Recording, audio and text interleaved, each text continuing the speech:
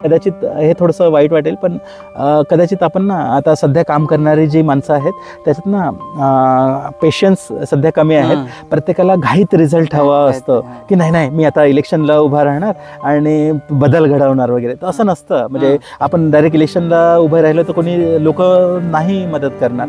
तर आपल्याला खालपासून गावापासून सुरुवात करावी लागेल. संवाद वाढवणं, एकत्रित बसणं, एकत्रित बैठका घेणं, काय चांगलं आहे काय वाईट आहे ते ठरवणं. एका गावात ठरवलं, दुसऱ्या गावात ठरवलं, त्या गावातल्यांनी ठरवून काय गावात चांगलं व्हायला पाहिजे नाही व्हायला पाहिजे, विद्यार्थ्यांना किंवा युवकांना किंवा वयोवृद्ध माणसांना काय मिळायला पाहिजे न मिळायला पाहिजे ते ठरवून हळूहळू जर आपण असं समाज म्हणून जर डेव्हलप करू शकलो आणि मग समाजातूनच ठरवायचं की बाबा नाही हा चांगलं काम करतो ह्याला प्रोत्साहन द्यायला पाहिजे, हा चांगलं काम करतो ह्याला प्रोत्साहन द्या, चला ह्याला ग्रामपंचायत सदस्य बनवूया, अरे चला ह्याच्याकडे सरपंचाचं दैवत देऊ द्या, अरे हा चांगलं काम करतोय चला जिल्हा परिषद सदस्य बनवूया. असं जर आपण लेअर बाय लेअर नेतृत्व उभारत करू शकलो आणि संवाद करू शकलो मग त्याच्यातून आपण डेफिनेटली इलेक्शन लहान मोठी किंवा मोठं इलेक्शन पण सहज जिंकू शकतो किंवा प्रभावाबद्दल तुमचे काही प्रश्न असतील पण ते एक होतं चॅलेंजिंग होतं की ग्रामीण भागातून जेव्हा विद्यार्थी शहरात जातो तर बरेचसे चॅलेंजिंग फेस करायला लागतात. अकॅडमिक भलेही आपल्याला अभ्यासात म्हणजे मार्क चांगले असतील किंवा स्किल चांगले असेल तरी जे शहरी वातावरण असतं ना ते आपल्याला ऑटोमॅटिकली कधी इलिमिनेट करतं. जेव्हा मुंबईत होतो, मराठवाड्यात होतो आणि साऊथ इंडियात हैदराबादमध्ये तर बघितलं की बरीचशी लोक भलेही म्हणजे त्यांच्या कामानिमित्त, जॉबनिमित्त, व्यवसायानिमित्त देशाच्या एका कोपऱ्यातून दुसऱ्या कोपऱ्यात जात असतील तरी त्यांची कल्चरल आयडेंटिटी ते तेच ठेवतात. त्यांचे सण उत्सव सुद्धा, त्यांची बोलीभाषा ते तेच ठेवतात. मग आपण का नाही ठेवू शकत? तर पुढे जर नोकरी करून पण जर आपल्या समाजाला त्यांचा उपयोग होणार नसेल तर मग काही अर्थ नाही ना. पण मग आपल्याला समाज म्हणून आपली टार्गेट काय आहेत किंवा आपलं लक्ष काय आहे ते ठरवणं आणि त्याच्यासाठी आपण काही काम करतो का किंवा त्यासाठी काम करण्यासाठी आपल्या समाजात व्यापक जागरूकता आहे का ते करणं खूप महत्त्वाचं आहे. ती सोप्या जातात. पण ह्या सगळ्या जर्नीत हे एक पक्कं जाणवलं की आपली ग्रामीण मुलं, विद्यार्थी टेक्निकल नॉलेजमध्ये बऱ्यापैकी हुशार असतात, त्यांचे कन्सेप्ट क्लिअर असतात. शहरातली मुलं पाठांतर करतात. आम्हाला हॉस्टेलला स्ट्रिक्ट होतं किती वाजता झोपायचं, किती वाजता उठायचं वगैरे. 10 वाजता काहीतरी झोपेचा टाईम असायचा. जेमतेम कसं तरी मी 10 वाजेपर्यंत वेळ काढायचो जेवल्यानंतर, कारण की खूप झोप यायची. पण बाकीचे सगळे 10, 11, 12 वाजेपर्यंत अभ्यास करायचे. अरे परीक्षा अभ्यास करायचा. मी सगळ्यांच्या आधी झोपून जायचं. सेव्ह करणं समाजातून ते करणं खूप गरजेचं आहे आणि त्यासाठी मग आपल्या लिडरशिपने भांडणं, रस्त्यावर उतरणं, आंदोलन होत नसतील तर आंदोलनं करणं ते पण ते एक प्रोसेस आहे. त्याप्रमाणे की बाबा समाजासाठी हे करणं गरजेचं आहे. सगळ्यांनी समजून घेतलं ह्या आमच्या प्राथमिकता आहेत. तुम्ही सरकार म्हणून किंवा व्यवस्था म्हणून ह्या नीती नियम बनवा आणि त्या होत नसतील तर मग डेफिनेटली आमची लिडरशिप तुम्हाला आवाज विचारेल किंवा प्रश्न विचारेल आणि हे होत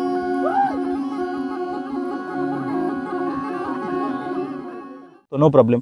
पण आपली स्वतःची आयडेंटिटी लूज करण्यात काही अर्थ नाही आहे. कारण की जेव्हा मुंबईत होतो, मराठवाड्यात होतो आणि साऊथ इंडियात हैदराबादमध्ये तर बघितलं की बरीचशी लोक भलेही म्हणजे त्यांच्या कामानिमित्त, जॉबनिमित्त, व्यवसायानिमित्त देशाच्या एका कोपऱ्यातून दुसऱ्या कोपऱ्यात जात असतील तरी त्यांची कल्चरल आयडेंटिटी ते तेच ठेवतात. त्यांचे सण उत्सव सुद्धा, त्यांची बोलीभाषा ते तेच ठेवतात. मग आपण का नाही ठेवू शकत?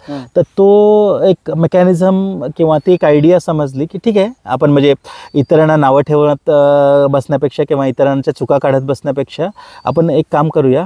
ठीक आहे, ज्यांना जो आवडतो तो मार्ग निवडतील, पण आपल्याला एक कॉमन प्लॅटफॉर्म आपल्या समाजातून डेव्हलप करता आला पाहिजे. खास करून युवा किंवा युवक किंवा जे नवीन जनरेशन आहे त्यांना एक ओपन प्लॅटफॉर्म राहील म्हणून, किंवा जिथं त्यांचे प्रश्न डिस्कस केले जातील आणि ते आपल्या पद्धतीने आपल्या समाजाच्या हितासाठी काय महत्त्वाचं आहे. तर मग म्हणून ते आयुष आणि मग त्याला हळूहळू शेप घेत गेला. तर सुरुवातीचं काही वर्ष फक्त एज्युकेशन गायडन्स, करिअर गायडन्सच लक्ष होतं. पण नंतर हळूहळू लक्षात आलं की ठीक आहे म्हणजे संधी मिळाली तर पोरं शिकतील, चांगलं शिकली तर चांगली नोकरी मिळेल. पण अजून काय पुढे जर नोकरी करून पण जर आपल्या समाजाला त्यांचा उपयोग होणार नसेल तर मग काही अर्थ नाही ना. आणि नोकरी मिळवणारे किती आहेत? बरीचशी मोठं पॉप्युलेशन किंवा मोठी लोकसंख्या आहे की ज्यांचं काही कारणामुळे शिक्षण चांगलं त्यांना मिळत नाही किंवा कंप्लीट करू शकत नाही किंवा चांगले प्रोफेशनल कोर्सेस नाही करू, त्याच्यामुळे रोजगार नाही मिळत. तर मग हळूहळू आपण म्हणजे कामाचं स्वरूप आहे त्याला व्यापक बनवत गेलो. पण ही जी एज्युकेशन फेज आहे माझी, किंवा जो मला काय म्हणजे माझ्यासोबत बाकीच्या सगळ्यांना पण मला जो काही अनुभव मिळाला त्याच्यात हे मात्र घट्ट बिंबवलं गेलं किंवा बिंबलं डोक्यात की आपल्याला काहीतरी करणं गरजेचं आहे की जे कुणावर अवलंबून राहणार नाही, समाजातून काहीतरी उभं राहील, एखादी संस्था म्हणून नाही किंवा एखादी चळवळ म्हणून नाही, तर एक समाजातून एक जागरूकता उभं राहायला पाहिजे आणि प्रत्येक गावाचा त्याचा ओन सिस्टम डेव्हलप व्हायला पाहिजे. म्हणजे आपण इतरांवर अवलंबून राहण्यापेक्षा गावागावातच काही मंडळी शिकलेले असतात, काही मंडळी नोकरीला असतात, काही मंडळी कॉलेजला जातात, काही आत्ता शिकतात, त्याच्यातच जर आपण साखळी तयार करू शकलो तर बऱ्याचशा गोष्टी गाव पातळीवरच आपण सोडवू शकतो. तर मग त्या गोष्टी आणि त्याचं सोल्युशन कसं करावं वगैरे वगैरे, तर त्या शिक्षणात म्हणजे बऱ्यापैकी असं वाटतं की जे अनुभव आपल्याला लहानपणी मिळतात, शिक्षणात दरम्यान मिळतात, त्याचा खूप मोठा प्रभाव आपल्या विचार करण्यावर पण होतो आणि भविष्यात पण होत राहतो. तर मी ज्या प्रवाहातून गेलो आहे तर ठीक आहे, मला का कोणास ठाऊक पण प्रत्येक प्रवाह जवळचा वाटतो. म्हणजे आता फॉर एक्झाम्पल म्हणजे कम्युनिस्टांचा विचार करा, लहानपण मी त्याच्यात घालवले, काही वर्ष घालवलेत, तर कम्युनिस्ट पण जवळचे वाटतात, RSS पण जवळचं वाटतं, मी त्याच्यात काही वर्ष होतो, संघाची मला तालुक्याचं बौद्धिक प्रमुख म्हणून त्यावेळेस जबाबदारी होती. तर मग पुराणं काय कथा सांगायचं, काय गाणी सांगायची, काय पद्य घ्यायचं वगैरे, तर त्या गोष्टी होत्या. तर ते पण कधी कधी वाटतं अरे हां हे पण बरोबर आहे. मग काही वेळेस मिशनऱ्यांचं चेक करतो तर त्यांचं पण अरे यार किती वर्ष झाले, किती वर्षापासून ते लोक वर्ष आयुष्य घालवतात आणि हे करतात ते करतात. तर कधी कधी वाटतं ते पण बरोबर आहे. कधी कधी कम्युनिस्टांची चळवळ किंवा मिशनऱ्यांची चळवळ, तर प्रत्येकजण त्यांच्या जागेवर बरोबर आहे किंवा त्यांच्या पद्धती, त्यांच्यासाठी जे काही टार्गेट आहेत त्यांच्यासाठी योग्य आहेत. पण मग आपल्याला समाज म्हणून आपली टार्गेट काय आहेत किंवा आपलं लक्ष काय आहे ते ठरवणं आणि त्याच्यासाठी आपण काही काम करतो का किंवा त्यासाठी काम करण्यासाठी आपल्या समाजात व्यापक जागरूकता आहे का, ते करणं खूप महत्त्वाचं आहे. तर मग ते सगळं आपण करण्यासाठी म्हणून ते फाउंडेशन जे लागतं तर ते करायचा प्रयत्न चालू झाला. तर ते ही एक फेज झाली शिक्षणाची. तर मी अजूनही मला म्हणजे ते कंबाईन वाटतं की शिक्षण आणि त्या दरम्यान जो आपल्याला अवेअरनेस मिळतो सोशल कामाचा असू दे किंवा काम करण्याचा उत्साह, स्पिरिट, तर ते त्यावेळेसच बिल्ड होतं. तर मग हा शिक्षणाचा फेज झाला. तर ह्याबद्दल तुमचे काही प्रश्न असतील तर पण ते एक होतं, चॅलेंजिंग होतं की ग्रामीण भागातून जेव्हा विद्यार्थी शहरात जातो तर बरेचसे चॅलेंजिंग फेस करायला लागतात. अकॅडमिक भलेही आपल्याला अभ्यासात म्हणजे मार्क चांगले असतील किंवा स्किल चांगले असेल तरी जे शहरी वातावरण असतं ना ते आपल्याला ऑटोमॅटिकली कधी कधी इलिमिनेट करतं किंवा आपण हायलाईट होतो, अरे हा पोरगा शांत आहे किंवा हा पोरगा बोलत नाही आपल्यासारखा मराठी शुद्ध किंवा प्रोनाऊन्सिएशन त्याचं इंग्लिश आपल्यासारखं नाही वगैरे वगैरे. तर ते असे अडचणी बऱ्याच वेळेस आपल्या विद्यार्थ्यांना फेस करावे लागतात. तर त्या जर गोष्टी आपण लहानपणातच म्हणजे विद्यार्थी दशेतच जर हँडल करू शकलो प्रॉपरली, नेतृत्व गुण वगैरे, ते बऱ्याचशा गोष्टी आपल्याला पुढच्या हायर एज्युकेशनसाठी सोप्या जातात.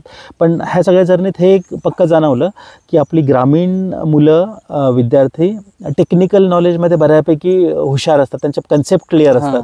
शहरातली मुलं पाठांतर करतात, हां हे ह्याचं म्हणणं हे असं असं त्याचं मिनिंग असं आहे, पण आपल्याला त्या गोष्टी अनुभवलेल्या असतात. आपण म्हणजे काही ठोकायचं असेल तर किती एफर्ट लागतो, किती फोर्स लागतो, त्याचा वेग काय आहे, घरात शेतात आपण काम करतो ना, प्रत्यक्ष गोष्टी हँडल करतो, तर त्याचा अंदाज आपल्याला ऑटोमॅटिकली आलेलाच असतो. आणि ती फक्त थेरी, फक्त शब्दरचना असते, त्याच्यामुळे त्या गोष्टी सगळ्या कनेक्टेड असतात.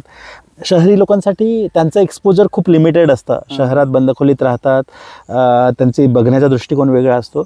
आपला तो दृष्टिकोन प्रॅक्टिकल असतो, प्रत्येक गोष्टी आपण प्रत्यक्ष करून बघतो ना, तर तो खास करून इंजिनिअरिंगमध्ये तरी खूप महत्त्वाचा आहे. त्याचा खूप फायदा होतो. तर मला त्याचा खूप फायदा झाला पर्सनली.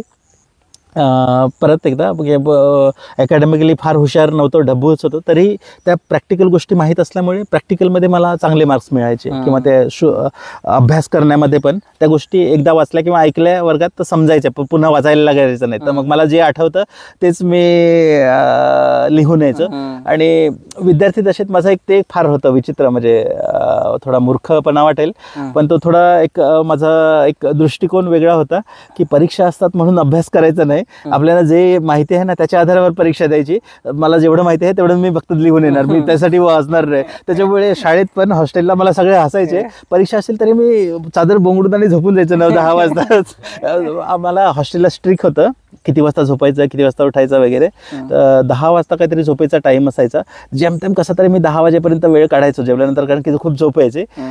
पण बाकीचे सगळे 10, 11, 12 वाजेपर्यंत अभ्यास करायचे. अरे परीक्षा अभ्यास करायचा. मी सगळ्यांच्या आधी झोपून जायचो. सेम इंजिनिअरिंगला असताना पण सगळ्यात जास्त मी म्हणजे झोपा काढायचं.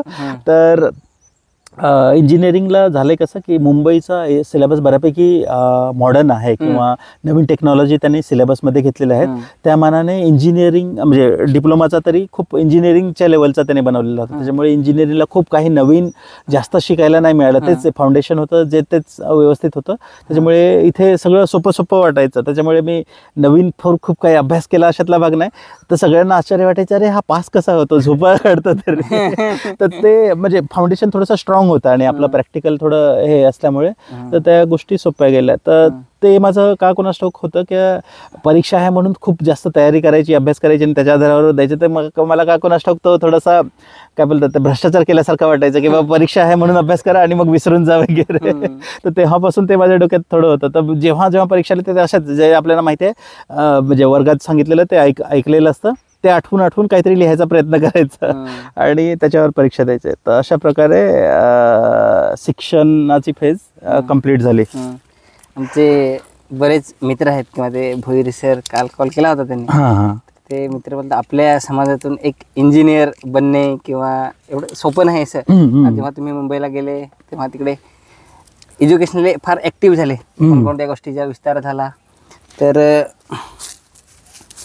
अरे बापरे, कहाण्या ऐकायला. तर ते तुम्ही क्रेटा केली ना, क्रेटा इंजिन काय मॉडेल काहीतरी डिझाईन केलं तसे ते बोलले ते मला आधीच. तर तो तुमचा फेस काय होता ते आणि आपल्या मुलांना आपल्या बोलीभाषेत काय म्हणाल? एक आहे की आपल्या पोरांना भिवून फार ठेवेल राहतं का या कठीण आहे त्या कठीण आहे, इकडे नको जायचं तिकडे नको जायचं. तर कदाचित निगेटिव्ह वातावरण जरा जास्त आहे. पण प्रत्यक्ष जर माझा अनुभव पाहिला तर मला नाही वाटत केवढा भ्यायची गरज आहे. असा बऱ्याचशा गोष्टी फार सोप्या जात आपल्याला बऱ्याचशा गोष्टी माहीत राहत ना. तर प्रॅक्टिकल नॉलेज आपला राहील, फक्त आपल्या बोलण्यात कमी पडू, कम्युनिकेशन स्किलमध्ये कॉन्फिडन्समध्ये आपले मघारी पडू नाही तर अभ्यास म्हणजे जे अंडरस्टँडिंग आहे, मॅच्युरिटी लेवल आहे, गावात रेहून जे डिसिजन मेकिंग आहे, लिडरशिपचं स्किल आहे, सगळ्यांना एकत्र घेऊन करण्याचं काम, त्या नॅचरली आपल्या सवयीचा भागूच आहे. त्याच्यामुळे आपल्याला फार काही नवीन शिकायची गरज नाही पडत जेव्हा हायर एज्युकेशनसाठी किंवा प्रोफेशनल स्टडीजसाठी जाऊ ना. तर फक्त दुसरा भाग आहे की कम्युनिकेशन, कॉन्फिडन्स बिल्डिंग, रिसोर्सेस, काही वेळेस फी, आर्थिक त्या थोड्याशा जर सॉल्व्ह केल्या ना तर बाकीच्या अकॅडमिक ज्या गोष्टी आहेत ना त्या आपल्यात ऑलरेडी राहतो. त्याच्यामुळे फार भिहायची गरज नाही. तर मला वाटतं नाही म्हणजे फार घाबरायची गरज नाही. फक्त आपले जे वीक पॉईंट आहेत ते जर आपण फोकस केला तर बऱ्यापैकी स्ट्रॉंग होऊ शकतं. तर जेव्हा प्रत्यक्ष कामाचे तोच अनुभव मला जॉब जॉईन करण्या पण आला. कारण की डिप्लोमा नंतर इंजिनिअरिंगला जाताना मला कोणताही आरक्षण नाही भेटला होता किंवा कोणताही रिझर्वेशन नव्हता. त्या करून पण त्या कॉलेजमध्ये चांगला स्कोर मिळाला होता आणि त्यानंतर जो कोर्स केला तिथं पण रिझर्वेशन किंवा आरक्षण वगैरे असं काय नव्हता. तो कोर्स केल्यानंतर जॉब मिळवण्यामध्ये पण कुठं आरक्षण वगैरे नव्हतं. तर इतर जी सामान्य मुलं असतात त्याच्यासोबतच स्पर्धा करून आपल्याला मिळवता येतं. तर जी प्रायव्हेट कंपनी आहे त्या कंपनीत पण एकदा जॉईन केल्यानंतर जो प्रोग्रेस होतो की बाबा पहिल्या वर्ष ट्रेनिंग, नंतर कन्फर्मेशन, नंतर मग एखादा रोल भेटतो आपल्याला कामाचा. ते काम प्रायव्हेट कंपनीत कसं असतं आपलं काम बघून रोल मिळतो किंवा संधी मिळते. तर तिथंही आरक्षण तर नव्हता पण तिथंही माझं काम कदाचित बाकीच्यांपेक्षा वेगळा असेल किंवा चांगला असेल. तर 1 वर्ष कन्फर्मेशन नंतर लगेच मला लिडरशिपचा रोल मिळाला, हेड ऑफ सेक्शन म्हणून, की माझ्या टीमचा एक मुख्य लीडर सारखा असतो. तर तो रोल मिळाला. तर आदिवासी विद्यार्थ्यांचा ते एक आहे की बरेचसे नकळत, म्हणजे आपल्याला असं वाटत नाही पण नकळत आपल्याला गावात राहून समाजात राहून बऱ्याचशा स्किल जे आपल्याला मिळतात ना, त्याचाच उपयोग पुढे करिअर, म्हणजे खास करून इंजिनिअरिंगमध्ये तरी माझा तो अनुभव आहे की त्याच स्किलचा उपयोग खूप चांगल्या प्रकारे होतो आणि फार काही नवीन शिकायची गरज नाही पडत. फक्त भाषा शिका तुम्ही आणि बाकीचे जे आहेत त्या गोष्टी, लेटेस्ट टेक्नॉलॉजी वगैरे, त्या थोडंफार जर अनुभव करून आणि लिंक केल्या ना तर बऱ्याचशा गोष्टी सोप्या होत जातात. तर मलाही ते कधी म्हणजे जाणवलं नाही. फक्त आपल्याला संधी मिळणं गरजेचं आहे. एकदा एक एंट्री केली ना तर बाकीच्या लोकांच्या सहज आपण पुढे जाऊ शकतो. कारण की त्या गोष्टी नकळत आपल्या गावातच राहून, जेव्हा आपण गावात जास्त टाइम स्पेंड करतो ना, दुर्दैवाने माझं एक आहे, म्हणजे माझं अजूनही ती खंत वाटते की दुर्दैवाने शिक्षणामुळे किंवा लहान असताना आईबाबांसोबत गावापासून मी लांब होतो. त्यांच्यासोबत आश्रमशाळेत सुट्टीलाच कधीतरी घरी यायचो किंवा शिक्षणासाठी, मग पुढील शिक्षणासाठी हॉस्टेलला, जॉबसाठी पण दुसऱ्या शहरात वगैरे. तर दुर्दैवाने मला खूप जास्त वेळ गावात नाही काढता आला. पण एक गाव खूप मोठी एक शक्ती आहे किंवा खूप मोठं एक इनडायरेक्ट स्किल शिकवण्याची पद्धती आहे. गावात सहज आपण कामावर गेलं ना शेतावर, किंवा सहज सगळ्यांसोबत खेळायला गेलं, किंवा सहज सगळ्यांसोबत डोंगरीला फिरायला गेलं, सहज नदीवर गेलं, तरी ह्या सगळ्या गोष्टीतून खूप चांगली स्किल आपल्यात इनडायरेक्टली ॲड होतात आणि त्याचा उपयोग पुढच्या करिअरमध्ये होतो. मग कोणतंही करिअर असू दे, जॉब करायचा असू दे, बिझनेस टाकायचा असू दे, धंदा व्यवसाय करायचा असेल, तिथे पण लागणारी जी स्किल्स आहेत ना, communication skill, decision making, maturity, म्हणजे आपण विचार केला 20 वर्ष वय असलेला ग्रामीण मुलगा आणि 20 वर्ष वय असलेला शहरी मुलगा, दोघांमध्ये मॅच्युरिटी, डिसिजन मेकिंगच्या जर गोष्टी केल्या तर ग्रामीण भागातल्या विद्यार्थ्यांकडे जास्त असतात. ठीक आहे, म्हणजे कदाचित तो कॉन्फिडन्समध्ये बोलणार नाही किंवा फार स्टाईल मारता नाही, आजकाल सगळे मारतात, नो प्रॉब्लेम, आपण पण शहरापेक्षा कमी नाही आहेत. पण फक्त ते स्किल सोडले ना तर मॅच्युरिटीचे स्किल आपल्या शहरात म्हणजे ग्रामीण भागात जास्त आहेत आणि त्याचा उपयोग करिअरमध्ये खूप चांगला होतो. खास करून इंजिनिअरिंगमध्ये मला प्रॅक्टिकली झाला. तर मला कधीही, म्हणजे बऱ्याच वेळेस हेवा वाटतं किंवा वाईट वाटतं की मला ती संधी नाही मिळाली, पण बाकीच्या सगळ्यांना ती मिळते. तर त्याचा उपयोग सहज त्या भविष्यात फ्युचरमध्ये करू शकतात. अजूनही म्हणजे लिडरशिपमध्ये स्ट्रॉंग लीडर असायला पाहिजे होतं ना. मला वाटतं की मी जर गावात असलो असतो तर खूप चांगला स्ट्रॉंग लीडर बनू शकलं असतं. म्हणजे कंपनीत, कॉर्पोरेट लाईफमध्ये डिसिजन घेताना किंवा पीपल हँडलिंग, लोक हँडल करायचे असतील, एम्प्लॉई हँडलिंग करायचं असेल, त्याचं इव्हॅल्युएशन, परफॉर्मन्स इव्हॅल्युएशन, फीडबॅक द्यायचा असेल, त्यांना काही इम्प्रूव्हमेंट सजेशन सांगायचं असेल, तसे बरेचसे रोल आहेत की जे गावात सहज, म्हणजे आता सहज मी आठवतो ऑफिसमध्ये बसून पण काम करताना, अरे यार हे तर गावात सहज होतं, जर मी म्हणजे असलं असतं तर मला तर पण ते चांगल्या गोष्टींनी सहज आल्या असत्या. तशा बऱ्याचशा चांगल्या गोष्टी आहेत की कदाचित म्हणजे बाहेरून आपल्याला वाटतं की अरे गावात उगाच पडून राहिलोय किंवा, तर नाही, गावात बऱ्याचशा गोष्टी आपल्याला शिकायला मिळतात आणि त्याचा उपयोग करिअरमध्ये होतो. तर फक्त आपल्याला त्या कनेक्ट करता आल्या पाहिजे. तर विद्यार्थ्यांना मी तेच सांगेन की गावात जे आपल्याला स्किल शिकायला मिळतात किंवा ज्या गोष्टी आहेत त्या जास्तीत जास्त आत्मसात करा आणि ज्या आपण क्षेत्रात जायचा प्रयत्न करतो आहोत तिथं ज्या असणाऱ्या संधी आहेत त्या ओळखून आणि त्या रिकनेक्ट करायचा प्रयत्न करा. तर फार आपली जी मेहनत आहे ना, अकॅडमिक मेहनत, पुस्तकी मेहनत, ती खूप घ्यायची गरज नाही. ती फक्त स्कोरपुरती बस झाली की बाबा मिनिमम एवढे मार्क पाहिजे, तेवढे बस झाले. आपण प्रॅक्टिकली त्या नॉलेजचा उपयोग काय करतो ते खूप महत्त्वाचं आहे आणि ते आदिवासी समाजात खास करून आपल्या ग्रामीण भागात खूप चांगल्या पद्धतीने आहे, डेव्हलप करतं, आपलं सिस्टमच डेव्हलप करतं. म्हणून मला त्याचा करिअरमध्ये पण खूप इनडायरेक्टली खूप फायदा झाला. कधी कधी मला त्याचं एक हे छान वाटतं किंवा समाधान मिळतं की मला पुस्तकी ज्ञानापेक्षा गावच्या अनुभवाचा जास्त उपयोग मला इंजिनिअरिंगमध्ये होतो आता काम करताना. प्रत्यक्ष आता मगाशी एक्झाम्पल दिलं की बाबा कार डेव्हलप करताना किंवा क्रेटा आणि वरना, तर लकीली म्हणजे त्याच प्रोग्रेसमध्ये काही संधी मिळाल्या की बाबा लीडरशिप रोल किंवा चांगलं मॅनेजमेंट करतो म्हणून R&Dचं प्रोजेक्ट मॅनेजर म्हणून क्रेटा आणि वर्नाची रिस्पॉन्सिबिलिटी मिळाली होती. तर ज्या ज्या R&D टीम असतात वेगवेगळ्या, बॉडी इंजिनिअरिंग किंवा चॅसिस इंजिनिअरिंग, ट्रेम इंजिनिअरिंग, या सगळ्यांची कामं कन्सॉलिडेट करून आणि ते चेक करणं वगैरे, तर त्या करताना बऱ्याच वेळेस ह्या गोष्टींचा सगळ्यांचा फायदा झाला मला. का म्हणजे फायदा होतो, काम करणं सोपं होऊन जातं, हँडलिंग करणं सोपं जातं. तर अशा सगळ्या गोष्टी आहेत. तर डेफिनेटली आपल्या विद्यार्थ्यांना तेच सांगणं होईल की ज्या ज्या आपण जो वेळ गावात स्पेंड करतो, गावाच्या पद्धतीत स्पेंड करतोय, तर प्लीज जेव्हा जेव्हा शक्य होईल तेव्हा गावच्या व्यवस्था जर आपण समजून घेतल्या ना तर त्या इनडायरेक्टली बऱ्याचशा गोष्टी आपलं स्किल एन्हान्सिंगसाठी कामात येतात. आता शहरात तेच स्किल शिकायला लोक हजारो लाखो रुपये फी देऊन आणि शिकवतात की बाबा लिडरशिपचं ट्रेनिंग घ्या, कम्युनिकेशनचं स्किल घ्या, इंटरव्ह्यू कशी क्रॅक करायची ते स्किल घ्या, ग्रुप डिस्कशन कसं क्रॅक करायचं ते स्किल घ्या. आपल्याकडे गावात सहज 5-10 मंडळी एकत्र येऊन आपण एखाद्या टॉपिकवर डिस्कस करतो, डिबेट करतो, भांडण करतो, एकमेकांकडून गोष्टी शिकतो. तर उलट शहरापेक्षा गावात खूप चांगले लर्निंग रिसोर्सेस आहेत. फक्त आपल्याला ते योग्य पद्धतीने ऍक्टिव्ह ठेवणं गरजेचं आहे. तर माझं सांगणं तेच राहील की ओपन माइंडेड ठेवून ज्या गोष्टी आहेत त्या शिकणं गरजेचं आहे. ठीक आहे, आता एक फेज आहे की गावातल्या गोष्टी तर सहज आपल्याला येतातच, पण त्यासोबत बाकीचे जे रिसोर्सेस आहेत, बाकीचे जे लेटेस्ट टेक्नॉलॉजी आहेत त्या पण आपण शिकून आणि एकत्र करणं गरजेचं आहे.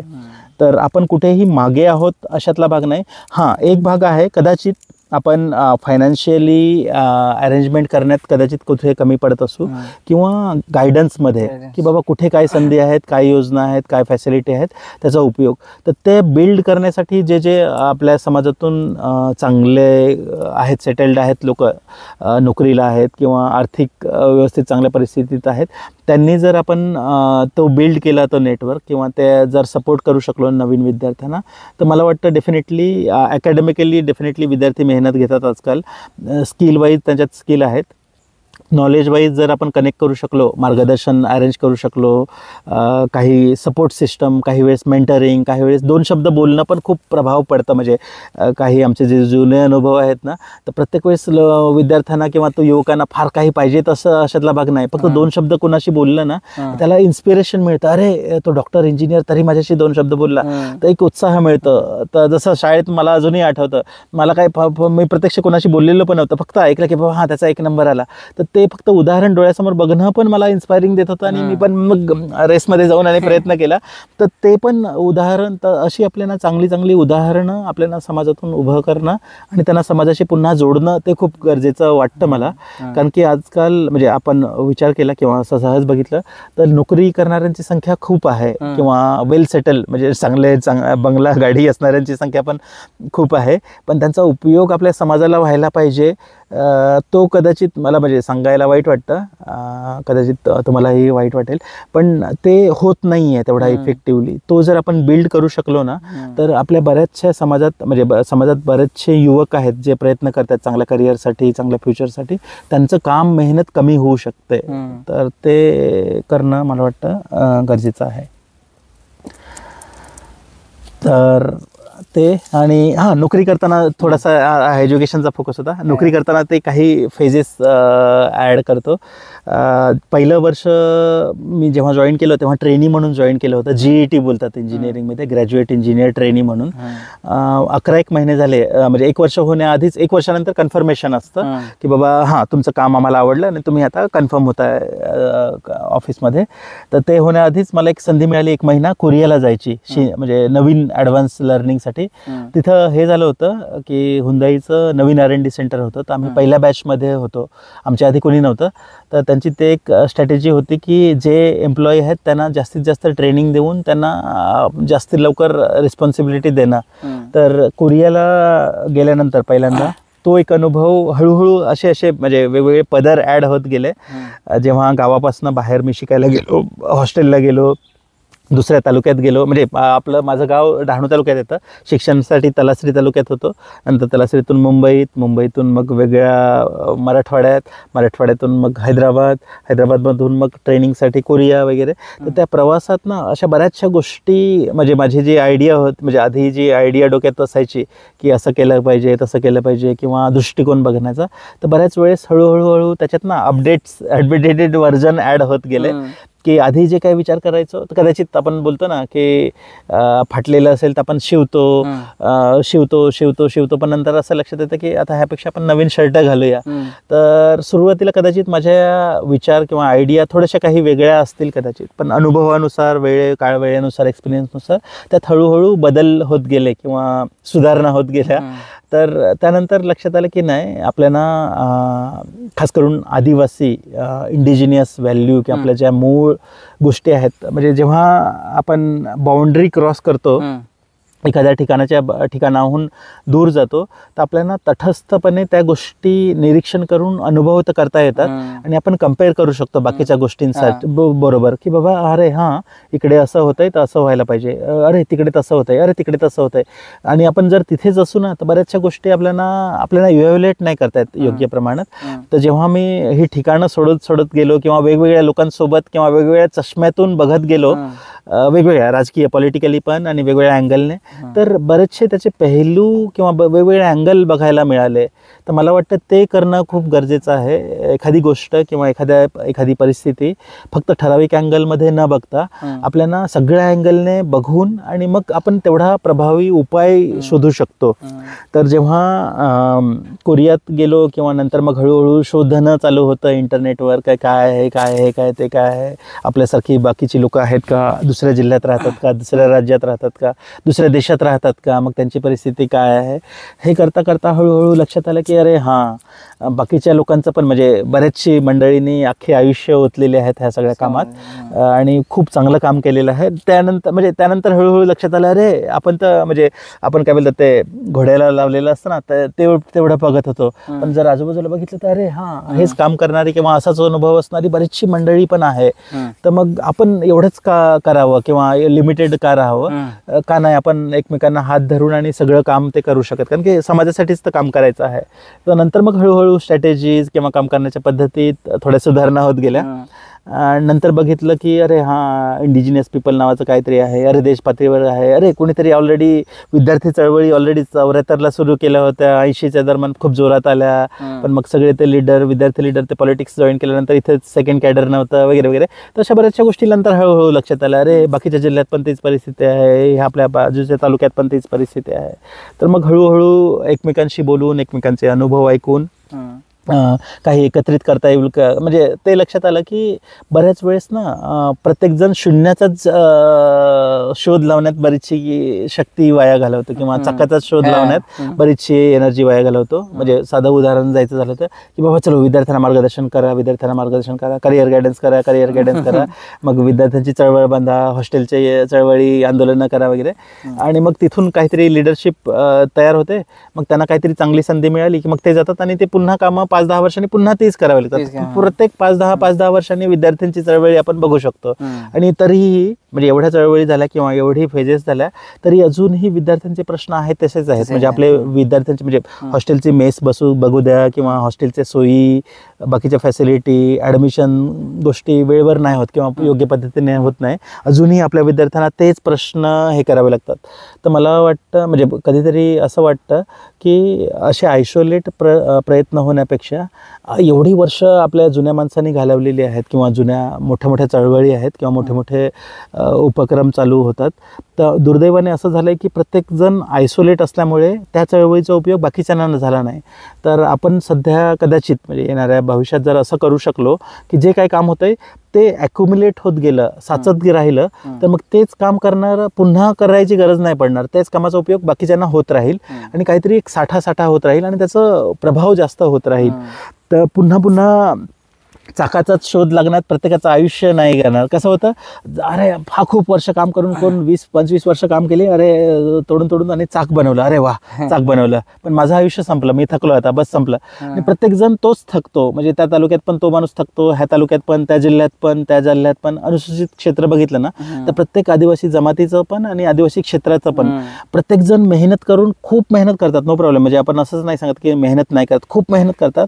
पण ती मेहनत जेव्हा संपते चाकाचा शोध लावून, हा पण चाकाचा शोध लावून, हा पण चाकाचा शोध लावून, ह्या चाकात पण, जवळपास प्रत्येकजण चाकाचा शोध लागेपर्यंत सगळ्यांची एनर्जी संपलेली असते, थकून जातं.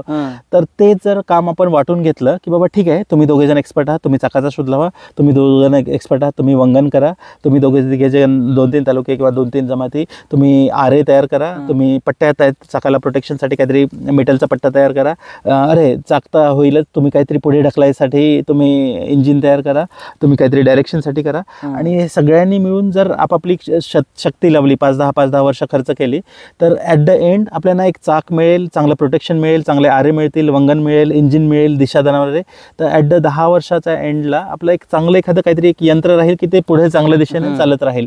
तर असं जर आपण चळवळी म्हणजे सामाजिक उपक्रम जर करू शकलो, आयसोलेट न राहता, एक म्हणजे वेगळं न राहता एकत्रित एकमेकांना पूरक काम जर करू शकलो, की बाबा ठीक आहे एखादी संस्था किंवा एखादी संघटना स्ट्रॉंग आहे ना, त्यांचा एक्सपर्ट एरिया एज्युकेशन आहे, मग त्यांनी शिक्षणावर लक्ष द्यावं. एक आहे एम्प्लॉयमेंटवर आहे, त्यांनी रोजगार निर्मितीवर लक्ष द्यावं. एक आहे ओके आरोग्य अवेअरनेस, गावागावात जाऊन आरोग्यासाठी काय करायला पाहिजे, आरोग्य सेवा चालतात की नाही त्याकडे लक्ष. एक आहे की बाबा जे आपले नोकरी करणारे आहेत त्यांचे हक्क बाधित होतात ते, किंवा बाकीचे जे जमिनीचे इश्यू आहेत, आपल्या शेतीचा आहे, आपले कामगारांचे प्रश्न आहेत. प्रत्येक म्हणजे लहान मुलापासून ते वयोवृद्ध माणसांपर्यंत वेगवेगळे प्रश्न आहेत. तर सगळे प्रश्न काय एक संघटना किंवा एक सोल्युशन तर होणार नाहीये. तर आपल्याला तसं जर आपण करू शकलो ऑर्गनाईज पद्धतीने, प्रत्येक विषयावर काम करणारी लोक आणि त्यांना बाकीची सगळी सिस्टम सपोर्ट करत आहे, तर मग ते त्यांचा स्कोप डिफाईन असल्यामुळे त्यांचं परफेक्टनेस वाढेल. बाबा नाही मला तर फक्त शिक्षणावर लक्ष द्यायचं आहे, तर मग शिक्षणात कोणकोणत्या पद्धती आहेत, आर्ट्स, कॉमर्स असू दे, इंजिनिअरिंग असू दे, काय काय जे असेल ते मग फोकस देऊन लक्ष देऊ शकतात. किंवा कुणालाही काही प्रॉब्लेम असेल शिक्षणाचा, ओके यांना कॉन्टॅक्ट करा, तुमचे प्रश्न सॉल्व्ह होतील. असं जर आपण समाजातून वातावरण तयार करू शकलो, तर कदाचित आपल्याला जी काही लागणारी वर्ष आहेत आपले प्रश्न सोडवण्यासाठी, नाही तर अदरवाईज कसं होईल, आतापर्यंत जसं होत आलंय की बरीच वर्ष होत आहेत आपण करतोय आंदोलनं किंवा प्रयत्न करतोय, पण त्याचा जो रिझल्ट यायला पाहिजे समाजात, तो कदाचित आपल्याला बरीच वर्ष निघून जातील. आणि तोपर्यंत आपल्याकडे एवढा वेळ नाही आहे. म्हणजे जी गती आपण बघतोय आपल्या परिसरात, जी बदल होते, ज्या आपल्या जमिनी जात आहेत, आपल्या लोकसंख्येचं प्रमाण चेंज होत आहे, आपली लाईफस्टाईल चेंज होत आहे, आपली कल्चरल आयडेंटिटी चेंज होते, त्या गतीने जर म्हणजे ती गती जर बघितली तर डेफिनेटली आपल्याला काम करण्याची गती पण वाढवणं गरजेचं आहे. काम करण्याच्या पद्धती पण चेंज करणं गरजेचं आहे. काम करण्यात म्हणजे सगळ्या जे काम करतायत, भलेही पॉलिटिकल आयडिओलॉजी कदाचित वेगळी असू शकते, पॉलिटिकल आवड वेगळी असू शकते, पण एक समाज म्हणून जो एक कॉमन दुवा लागतो, म्हणजे धागा लागतो, ते ठेवण्यासाठी ती आपल्याला डेफिनेटली एक चांगला एक्सप्लोअर करणं गरजेचं आहे, की जेणेकरून आपल्यात अंतर वाढणार नाही. आजकाल कसं म्हणजे सांगताना थोडंसं वाईट वाटतं, पण दुर्दैवाने असं झालं की आपल्या समाजातच खूप अंतर वाढलं आहे, इमोशनल अंतर वाढलं आहे, की अरे नाही तो त्याला सपोर्ट करतो, अरे तो त्याला सपोर्ट करतो, अरे त्यांची आयडिओलॉजी वेगळी आहे. तर मग एकमेकांकडे बघण्याचा दृष्टिकोन वेगळा होतो, अविश्वास तयार होतो, मग एकत्र येऊन करण्याची भावना कधी कधी मिसिंग वाटते. तर आपण ते जर करू शकलो समाजात वातावरण, की एकमेकांवर विश्वास आणि एकमेकांना पूरक काम करण्याचं, कारण की आपण हे एखाद्या संस्थेसाठी तर काम करत नाहीये किंवा एखाद्या ह्याच्यासाठी तर काम करत नाहीये, आपल्याला समाजाचं हित साधायचं आहे ना. तर मग समाज हितासाठी हे टार्गेट आहेत. भले आपल्या पद्धती वेगवेगळ्या असतील, कोणी ऑनलाईन काम करेल, कोणी ऑफलाईन, कोणी प्रत्यक्ष वेळ काढून काम करेल, कोणी जण संस्थात्मक कामं करतील, कोणी जण समाजात राहून कामं करतील. काम करण्याच्या पद्धती वेगवेगळ्या असू शकतात, बाकीच्या हे उपक्रम वेगळे असू शकतात, पण आपलं टार्गेट एक आहे. आणि एकमेकांना आपण एकमेकाचे पाय खेचण्यापेक्षा एकमेकांना जर सपोर्ट करू शकलो, सपोर्ट नाही केलं तरी नो प्रॉब्लेम, जर विचार पटत नसतील तरी, पण जी एनर्जी आपण एकमेकांची कमी करण्यात घालवतो ती जर आपल्या आपापल्या कामात, म्हणजे ठीक आहे बाबा नाही आमचं पटत, आमच्या पद्धती वेगळ्या आहेत, नो प्रॉब्लेम, तर मी माझा फोकस माझ्या कामावर करेन, इतरांच्या कामावर करण्यापेक्षा प्रत्येकाने आपापलं काम, आपापली जी वीट आहे ना, एक वीट जर परफेक्ट केली तर ओव्हरऑल करत आपली भिंत स्ट्रॉंग बनू शकते. की बाबा ठीक आहे माझी वीट आहे ना, मी वीट काम, मी रेती आहे ना, मी माझ्या रेतीत भेसळ नाही होऊ देणार, मी जी रेती चांगल्या क्वालिटीची टाकेन, मी चिकन माती किंवा सिमेंट वापरणार असेल तर मी माझं काम त्या भिंतीसाठी माझं समर्पण असेल किंवा माझं योगदान असेल ते मी चांगल्या क्वालिटीचं देईन. तर ओव्हरऑल आपण भिंत समाज म्हणून चांगली बांधू शकतो. तर मला म्हणजे कधी कधी हे एक वाटतं प्राथमिकतेने की काम करणारे खूप आहेत आपल्या समाजात, समाजासाठी ठीक आहे, म्हणजे प्रमाण थोडंसं कमी आहे टक्केवारीचं बघितलं तर, पण जे काम करतायत त्याच्यात जर आपण एकोपा आणू शकलो किंवा जी मेहनत आहे ती जर इफेक्टिव्हली अरेंज करू शकलो तर प्रभाव रिझल्ट चांगला येऊ शकेल. तर भविष्यात मला वाटतं ते एक आहे अपेक्षा ही राहील तरुण पिढींकडून. जर तुम्हाला सोशियली काही करायचं असेल किंवा सामाजिकदृष्ट्या काही करायचं असेल तर प्लीज जे पॉलिटिकल डिफरन्सेस आहेत किंवा ऑर्गनायझेशनल डिफरन्सेस आहेत तिकडे जास्त लक्ष देण्याऐवजी आपलं टार्गेट काय आहे की बाबा ठीक आहे, आपल्याला एज्युकेशन लेवलला आपल्या समाजाला पुढे घेऊन जायचं आहे, रोजगार आपल्याला चांगला मिळवून द्यायचा आहे सगळ्यांना, आपले जे काही हक्क आहेत, संवैधानिक हक्क आहेत ते मिळवून द्यायचे आहेत, किंवा जे काही योजना राबवल्या जातात त्या व्यवस्थित राबवल्या गेल्या पाहिजेत, आरोग्य चांगलं राहिलं पाहिजे, किंवा आपण गावात खूप जास्त भांडण किंवा खूप जास्त गॅप दुरावा अंतर न करता जे काही आपल्या ट्रॅडिशनल गोष्टी आहेत त्या पद्धतीने चालवल्या गेल्या पाहिजेत. तर टार्गेट ह्या ठेवून ह्या दृष्टीने आपण प्रयत्न करत राहूया. भले पद्धती वेगळ्या असतील, काही नावं वेगळी असतील संस्थांची, चळवळींची, संघटनांची, पण ते जर आपण बॉन्ड स्ट्रॉंग करू शकलो ना तर मग समाज म्हणून प्रायोरिटी राहील आणि ऑटोमॅटिकली ज्या बाकीच्या गोष्टी आहेत, सध्या कसं बाकीच्या स्ट्रॉंग बनत चालल्या आहेत की नाही आमचा हा झेंडा, आमची ही विचारसरणी आणि आम्हीच बरोबर, बाकीचे सगळे चुकीचे. आणि जवळपास प्रत्येक विचार प्रवाहात, म्हणजे मी प्रत्यक्ष अनुभवलंय म्हणून सांगतो, मला पण तेच वाटायचं. मी जेव्हा जेव्हा त्या चळवळीत होतो किंवा त्या अँगलमध्ये होतो तर मला तीच परफेक्ट वाटायची आणि बाकीचे सगळे अरे नाही हेच कसं परफेक्ट आहे, बाकीचं कसं चुकीचं किंवा हे आहे. तर कधी कधी ना त्याचा डिसएडव्हान्टेज होतो आपल्याला, जर आपण एखाद्या ठराविक अँगलमधून काही गोष्टी बघत असू. आणि दुर्दैवाने ते होतंय आपल्या म्हणजे जिल्ह्यात. लहानपासूनच आपल्याला एक ठराविक चष्मा मिळतो आणि मग प्रत्येक गोष्ट आपण त्याच चष्म्यातून बघायचा प्रयत्न करतो आणि मग त्याच गोष्टी, म्हणजे ज्या चष्म्याच्या गोष्टी आहेत त्या चांगल्या दिसतात, पण त्या चष्मा सोडून गोष्टी आहेत त्या सगळ्या चुकीच्याच वाटतात. अरे नाही नाही ते ना तसं आहे, ते तसं व्हायला पाहिजे, ते तसं व्हायला पाहिजे. तर मग प्रत्येक वेळेस आपण चांगल्या गोष्टी बघण्याऐवजी चुकाच जास्त काढत बसतो एकमेकांच्या, आणि मग जे एकत्र यायचा भाव आहे, विश्वास आहे, तो कुठेतरी कमी होतो. तर त्यासाठी म्हणून म्हणजे आपण पण म्हणजे आयुष म्हणून खूप जास्त हे करण्याऐवजी सध्या फक्त संवादावर जास्त भर देतो गेली काही वर्ष. ठीक आहे, म्हणजे आता आयुष चालू करून जवळपास आता 18-19 वर्ष होत आहेत आपल्याला आता जानेवारीत. तर त्याचं पण फार मोठं काम आहे अशातला बघ नाही. अजूनही आपण प्रयोगच बोलतो, तो फक्त प्रयोग आहे छोटासा, की काहीतरी करून बघूया का. तर अजूनही आपण त्याला प्रयोगच बोलतोय. तर त्या माध्यमातून आपण वेगवेगळे उपक्रम करतोय. मी काही फक्त एक्झाम्पल सांगतो की सुरुवातीला फक्त आपण काही वर्ष एज्युकेशन गायडन्स, करिअर गायडन्स वगैरे फोकस केला, पण त्यानंतर लक्षात आलं की नाही आपल्याकडे बरंचसं असं कौशल्य आहे किंवा बौद्धिक संपदा आहे की त्याचा उपयोग आपण समाजहितासाठी करू शकतो. तर त्याचे काही फक्त मी रेफरन्सेस देतो, कदाचित ते आपल्याला उदाहरण म्हणून कामात येतील. 2007ला आपण सुरुवात चालू केली. ऑनलाईन बरंचसं काही ॲक्टिव्हिटी करत होतो. त्यानंतर लक्षात आलं, म्हणजे बऱ्याच जणांनी सजेस्ट केलं, अरे ऑनलाईन कधीपर्यंत चालू म्हणजे हे काम करणार, तुम्हाला जर व्यवस्थित काम करायचं असेल तर थोडंसं त्याला ऑर्गनाईज स्वरूप द्यायला पाहिजे. तर मग कोणीतरी सांगितलं की संस्था म्हणून रजिस्टर करा, NGO म्हणून रजिस्टर करा. तर म्हटलं ठीक आहे, म्हणजे आपलं त्यावेळेस तो उद्देश होता काम करायचा, त्याला काय संस्था असू दे, काय नाव असू दे, ते काय एवढं महत्त्वाचं नव्हतं. पण ठीक आहे, म्हणजे बऱ्याच जणांनी सांगितल्यामुळे आपण मग तेव्हा कसं जोश जास्त होता. आम्ही इंजिनिअरिंग मेडिकलचे स्टुडंट आणि वसंतदादा वगैरे ते MSW झाले, ते सोशल पर्स्पेक्टिव्ह पण होतं, पण एनर्जी जास्त होते, काहीतरी करायचं. तर मग हे केलं, संस्था म्हणून 2011ला आपण नोंदणी केली. नोंदणी करताना तेव्हा नाव होतं आयुष आदिवासी युवा शक्ती म्हणून. युवा शक्ती म्हणून. पण त्या नोंदणी अधिकाऱ्यांच्या डोक्यात काहीतरी होतं, मग त्यांनी सुचवलं हे शक्ती थोडंसं दादागिरीसारखं वाटतं, तर तुम्ही म्हणे नाव चेंज करा. त्यांनी काहीतरी ऑप्शन दिले 2-3, तर मग त्याच्यापैकी मग एक निवडला गेला, आदिवासी युवा सेवा संघ. तर मग संस्था जी नोंदणी आहे, संस्थेचं नाव भलेही आपण आयुष म्हणून रिक्वेस्ट केलं होतं नोंदणी करताना, पण ते फायनल जे मंजुरी मिळाली ते आदिवासी युवा सेवा संघ म्हणून मिळाली. तर नोंदणीकृत जे नाव आहे आदिवासी युवा सेवा संघ. आणि मग आपण काम करत गेलो. ते करता करता लक्षात आलं की शिक्षण, एज्युकेशन, करिअर झालं, पण त्या पलीकडे पण कला, हस्तकला, कौशल्य आपल्याकडे बरेचसे आहेत. आणि संस्कृती आपली कुठेतरी हळूहळू कल्चरल आयडेंटिटी लॉस होते. ज्या प्रवाहात, ज्या गतीने आपण इतरांच्या गोष्टी कॉपी करतोय, तर आपलं स्वतःचं ओन कुठेतरी मिस होतंय. तर तेव्हा वारली पेंटिंग संदर्भात आपण काही गोष्टी केल्या होत्या. जेव्हा आपण गेट टुगेदर वगैरे घ्यायचो, तर तेव्हा लक्षात आलं की वारली पेंटिंगला शहरात चांगलं डिमांड आहे, पण प्रत्यक्ष कलाकारांना त्याचा मोबदला मिळत नाही, किंवा कला वारली पेंटिंगच्या माध्यमातून बरेचसे आपण सोशल प्रश्न जगापुढे मांडू शकतो की ज्यामुळे अवेअरनेस होऊ शकते. तर मग तेव्हा काही छोटे छोटे उपक्रम आपण चालू केले होते आणि मगाशी सांगितल्याप्रमाणे ऑनलाईन सर्च केल्यावर आपल्या समाजाचं, आपल्या सण उत्सवांचं, आपल्या कलांचं काही सापडायचं नाही. तर मग तेव्हा आपण काही ब्लॉग आणि ग्रुप बनवले होते.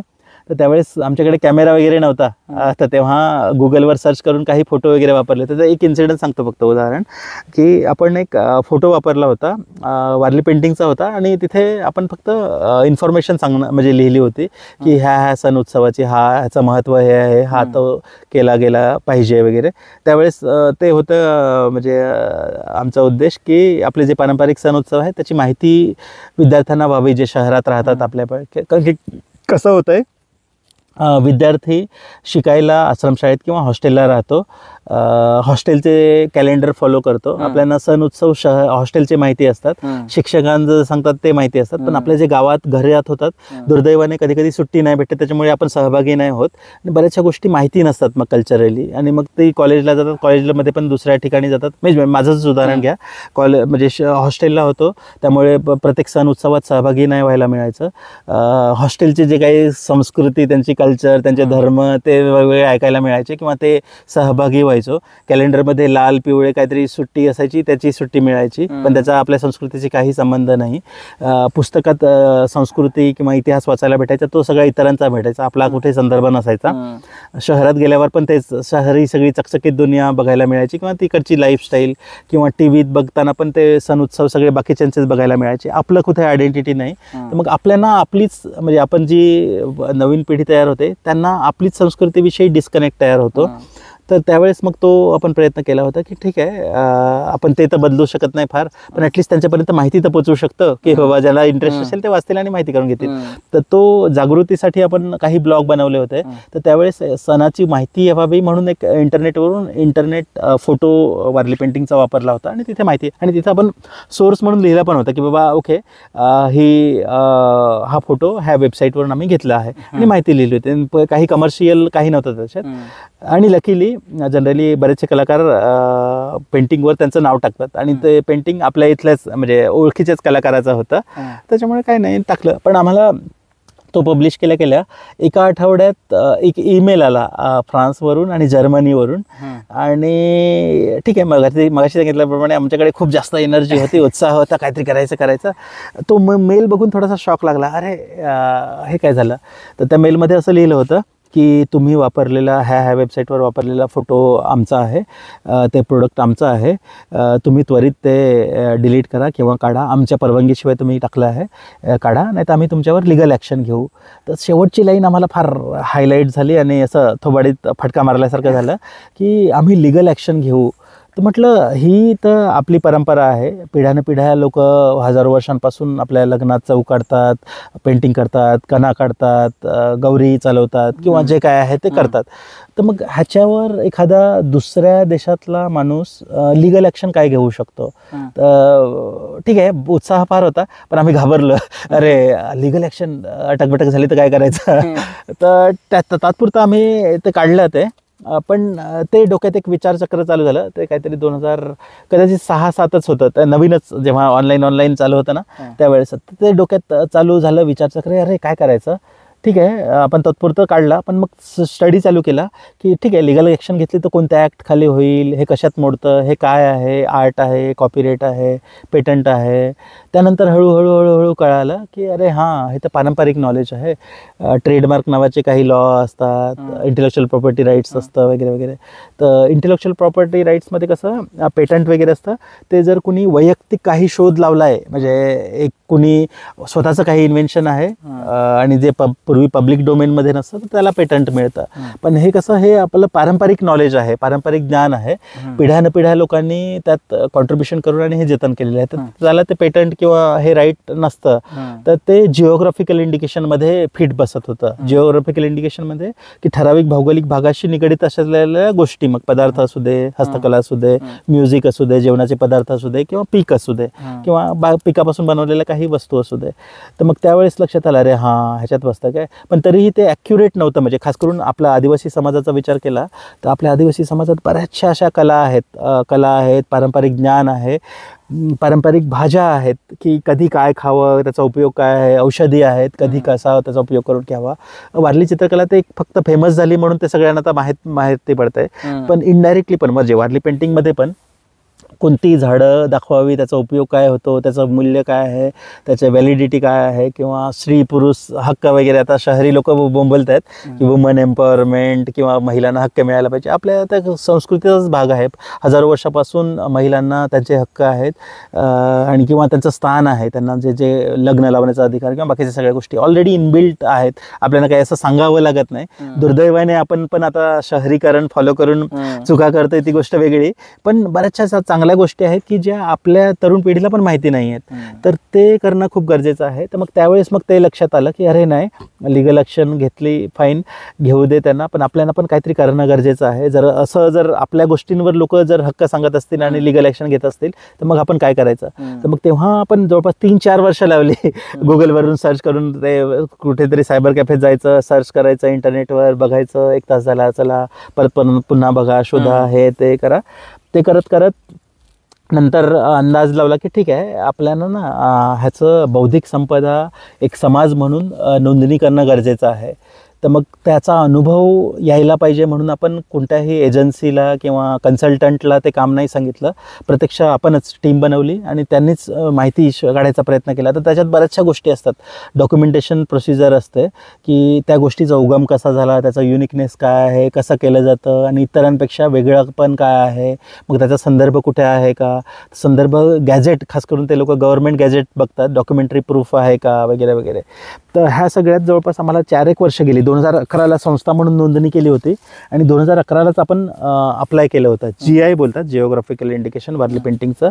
तर ते करताना बऱ्यापैकी लक्षात आलं की आदिवासी समाजात भलेही म्हणजे वारली पेंटिंग खूप फेमस आहे, बऱ्याचशा चांगल्या गोष्टी आहेत, पण ज्यांचं जे प्रॉपर डॉक्युमेंटेशन व्हायला पाहिजे ना, ते योग्य पद्धतीने झालेलं नाही आहे. जेव्हा आम्हाला संदर्भ शोधायची वेळ आली की बाबा काय काय केले जातात, कोणत्या म्हणजे जन्मापासून मृत्यूचे जे काही स्टेजेस आहेत, कधी कधी तुम्हाला रेखाकृती चित्र काढली जातात किंवा तुम्ही कधी वापरता, तर ते काढत्या वेळेस त्यांचं महत्त्व काय, कधी काढलं जातं, कोण काढलं जातं, तर त्याचं योग्य प्रकारे डॉक्युमेंटेशन जे व्हायला पाहिजे. म्हणजे आताही लोकांना वाटतं वारली पेंटिंग म्हणजे काय, लग्न चौक नाही. आय मीन त्या पलीकडे पण बऱ्याचशा अशा गोष्टी आहेत की ज्या वेळेस पिक्चोरियल रिप्रेझेंटेशन होतं. काही वेळेस जमिनीवर काढलं जातं, काही वेळेस भिंतींवर काढलं जातं, काही वेळेस वेगवेगळ्या वस्तूंवर काढलं जातं. म्हणजे साधं पूर्वी जी साथ यायची, आता करोनामुळे ते हायलाईट झालं की नदर काढणं असं बोलतात. काही वेळेस काही पोटावर काही आकृत्या काढल्या जातात, किंवा काही पूर्वी जेव्हा आजार व्हायचे, साथीचे आजार, किंवा तेव्हा तर डायग्नोसिस नव्हता किंवा काही आयडेंटिफाय नाही करायचे, तर पूर्वी जुने भगत असतात ना, ते गावाच्या एंट्रीवर एक ठराविक आकृती काढायचे जायचे. ते सिम्बॉलिक रिप्रेझेंटेशन असायचं की ह्या गावात सगळं व्यवस्थित आहे, किंवा काही आजारी आहे, किंवा कोणाच्या माणसाला काय झालेलं आहे, किंवा घराच्या समोर काही वेळेस काही आकृती काढायला जायचे. तर ते एक इंडिकेशन असायचं की ओके, ह्यांचा काहीतरी आजार झाला आहे. ते कम्युनिकेशनचं माध्यम होतं, एक पिक्चोरियल रिप्रेझेंटेशन होतं. ठीक आहे, आता वर्षभर म्हणजे काही काळाच्या ओघात ते स्किल आता आपल्या लोकांकडून पण हळूहळू गायब झाले, किंवा खूप जणांना काही माहिती नाही आहे. तर ते खूप गरजेचं वाटतं की ते आम्हाला म्हणजे वारली पेंटिंगच्या GIच्या वेळेस, प्रोसेसच्या वेळेस लक्षात आलं की बऱ्याचशा खूप चांगल्या गोष्टी आहेत की त्याचं प्रॉपरली डॉक्युमेंटेशन नाही झालेलं आहे. जी काही पुस्तकं उपलब्ध होती ती बिगर आदिवासींनी त्यांच्या चष्म्यातून बघितलेली, लिहिलेली होती. तर बऱ्याचशा गोष्टी त्या ज्या पुस्तकात लिहिलेल्या आहेत त्या समाजात प्रत्यक्ष आहेत त्यात खूप फरक होता.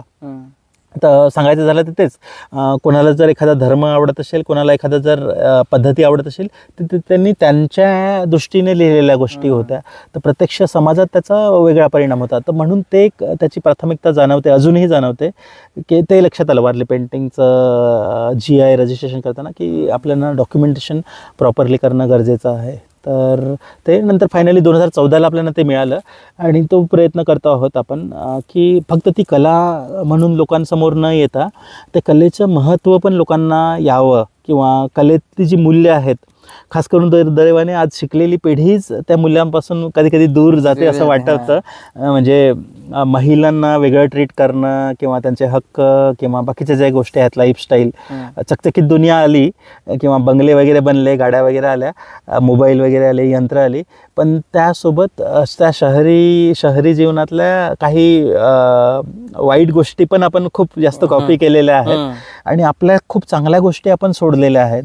तर कधी कधी ते एक वाईट वाटतं. तर आपल्याला ना त्याच्यात एक बॅलन्स साधता आला पाहिजे की आपलं जे चांगलं आहे ते पण आपण ठेवावं. ठीक आहे, काळानुरूप काही गोष्टी बदलतात आणि आदिवासी समाज एक खूप युनिक आहे की आपल्यात खूप फ्लेक्झिबिलिटी आहे. आपल्या अशा गोष्टी लिहून ठेवलेल्या नाही आहेत की सगळं डोळे बंद करून तसंच फॉलो करा किंवा ह्याच तारखेला हेच सण करा. खूप फ्लेक्झिबिलिटी आहे आणि ते जगभरात एक युनिकनेस मानलं जातं की आदिवासी समाजासारखी फ्लेक्झिबिलिटी असायला पाहिजे की निसर्ग ऋतू जसा बदलतो तशा गोष्टी आपल्या बदलतात. आता फॉर एक्झाम्पल गावदेव घ्या, ह्या गावचा गावदेव आणि आपल्याला फ्रीडम आहे, आपल्याला सुखदुःख जशी होतात तसं आपण मागे पुढे करू शकतो.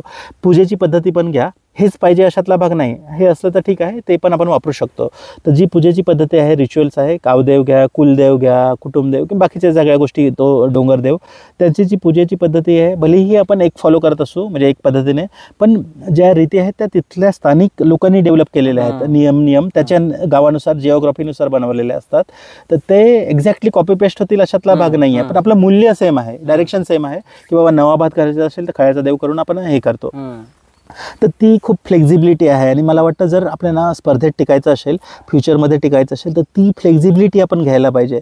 सध्या नवीन पिढीमध्ये आपलं म्हणजे संस्कृती ॲब्झॉर्ब करताना तो एक आपण चुकीच्या पद्धतीने करतो की हे आहे ते तसंच केलं गेलं पाहिजे. उलट नाही, आपल्या आदिवासी समाजात ते खूप फ्रीडम आहे की ते वातावरणानुसार फ्लेक्झिबल ठेवलेलं आहे. म्हणून तर आपल्या जुन्या लोकांनी ते लिहून ठेवलेलं नाही आहे. ते कधी कधी न लिहिल्याचा पण तो फायदा आहे. पण ठीक आहे, आता आपल्याला नुकसान पण होत आहे, पण ते एक आहे की रिजिड नाही आहे आपलं. खूप गोष्टी फ्लेक्झिबल ठेवलेल्या आहेत की तुमच्या आजूबाजूला कोणती झाडं आहेत, नदी आहे, कोणता डोंगर आहे, काय रेफरन्सेस आहेत. तर जे आपले खंड बोलले जातात पूर्वी किंवा दिवसाचे खंड असू दे किंवा वेगवेगळ्या ठिकाणी जे ओरल लिटरेचर असतं, मौखिक ज्ञान आहे, त्या सांगताना जे संदर्भ येतात ते पण त्या गोष्टी आपल्याला खूप जास्त शिकणं आणि लक्ष देऊन ऐकणं गरजेचं आहे.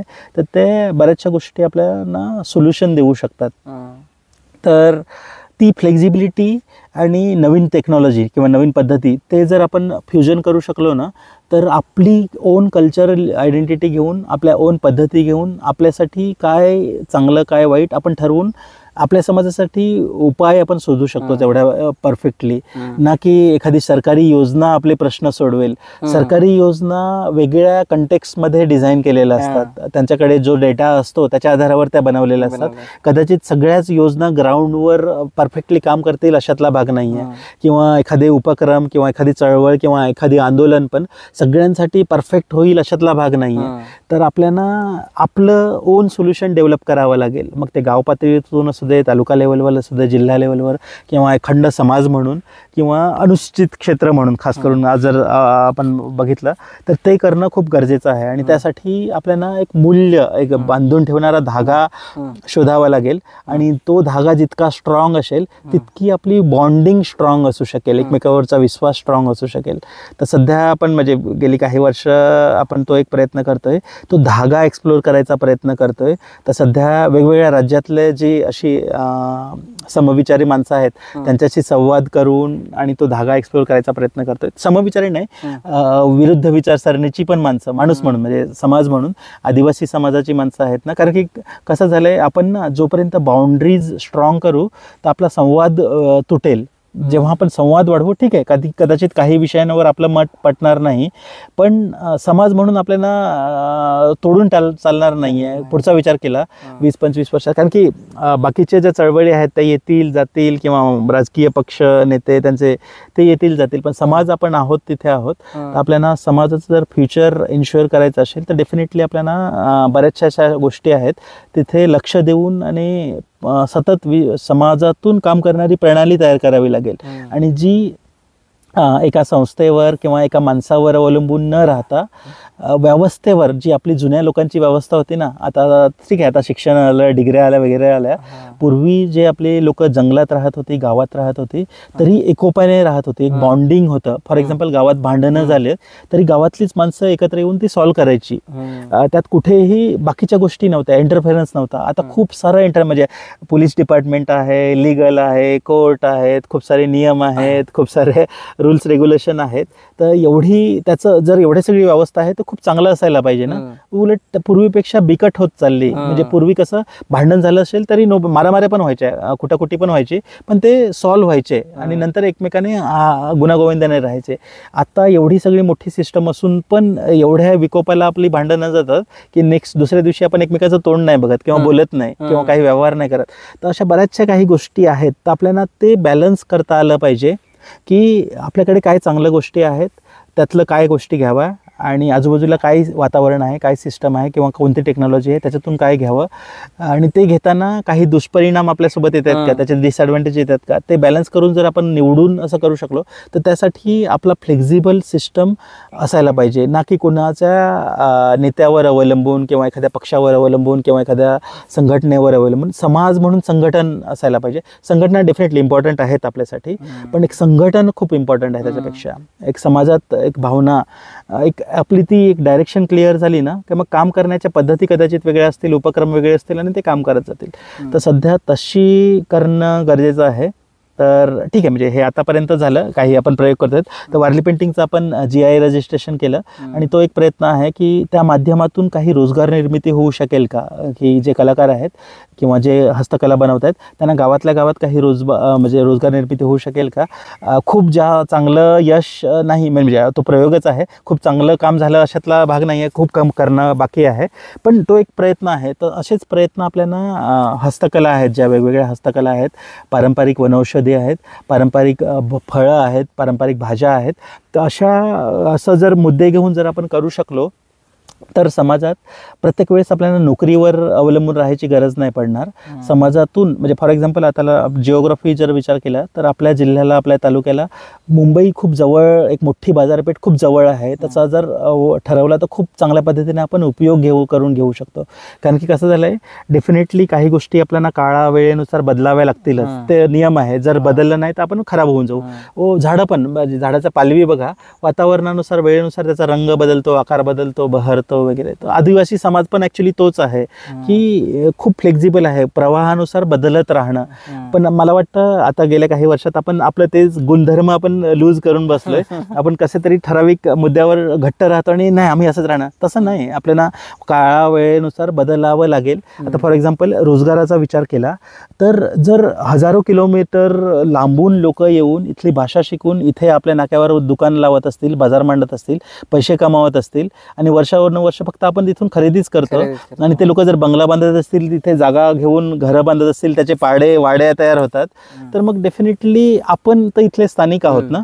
तर बदलत्या संदर्भानुसार जर ठीक आहे, शेतीतून आपला खर्च जर आता कसं झालंय, आपला खर्च, कागदी खर्च वाढत चाललाय, राईट. तर खर्च फक्त शेतीवर पूर्ण नाही होणार. आपल्याला ॲडिशनल शिक्षणासाठी खर्च लागतो, प्रवासासाठी खर्च लागतो, बाकीच्या ज्या गरजा वाढल्या त्यांच्यासाठी खर्च लागतो. तर मग त्या प्रमाणात आपल्याला उत्पन्नाची साधनं पण डेव्हलप करावी लागतील.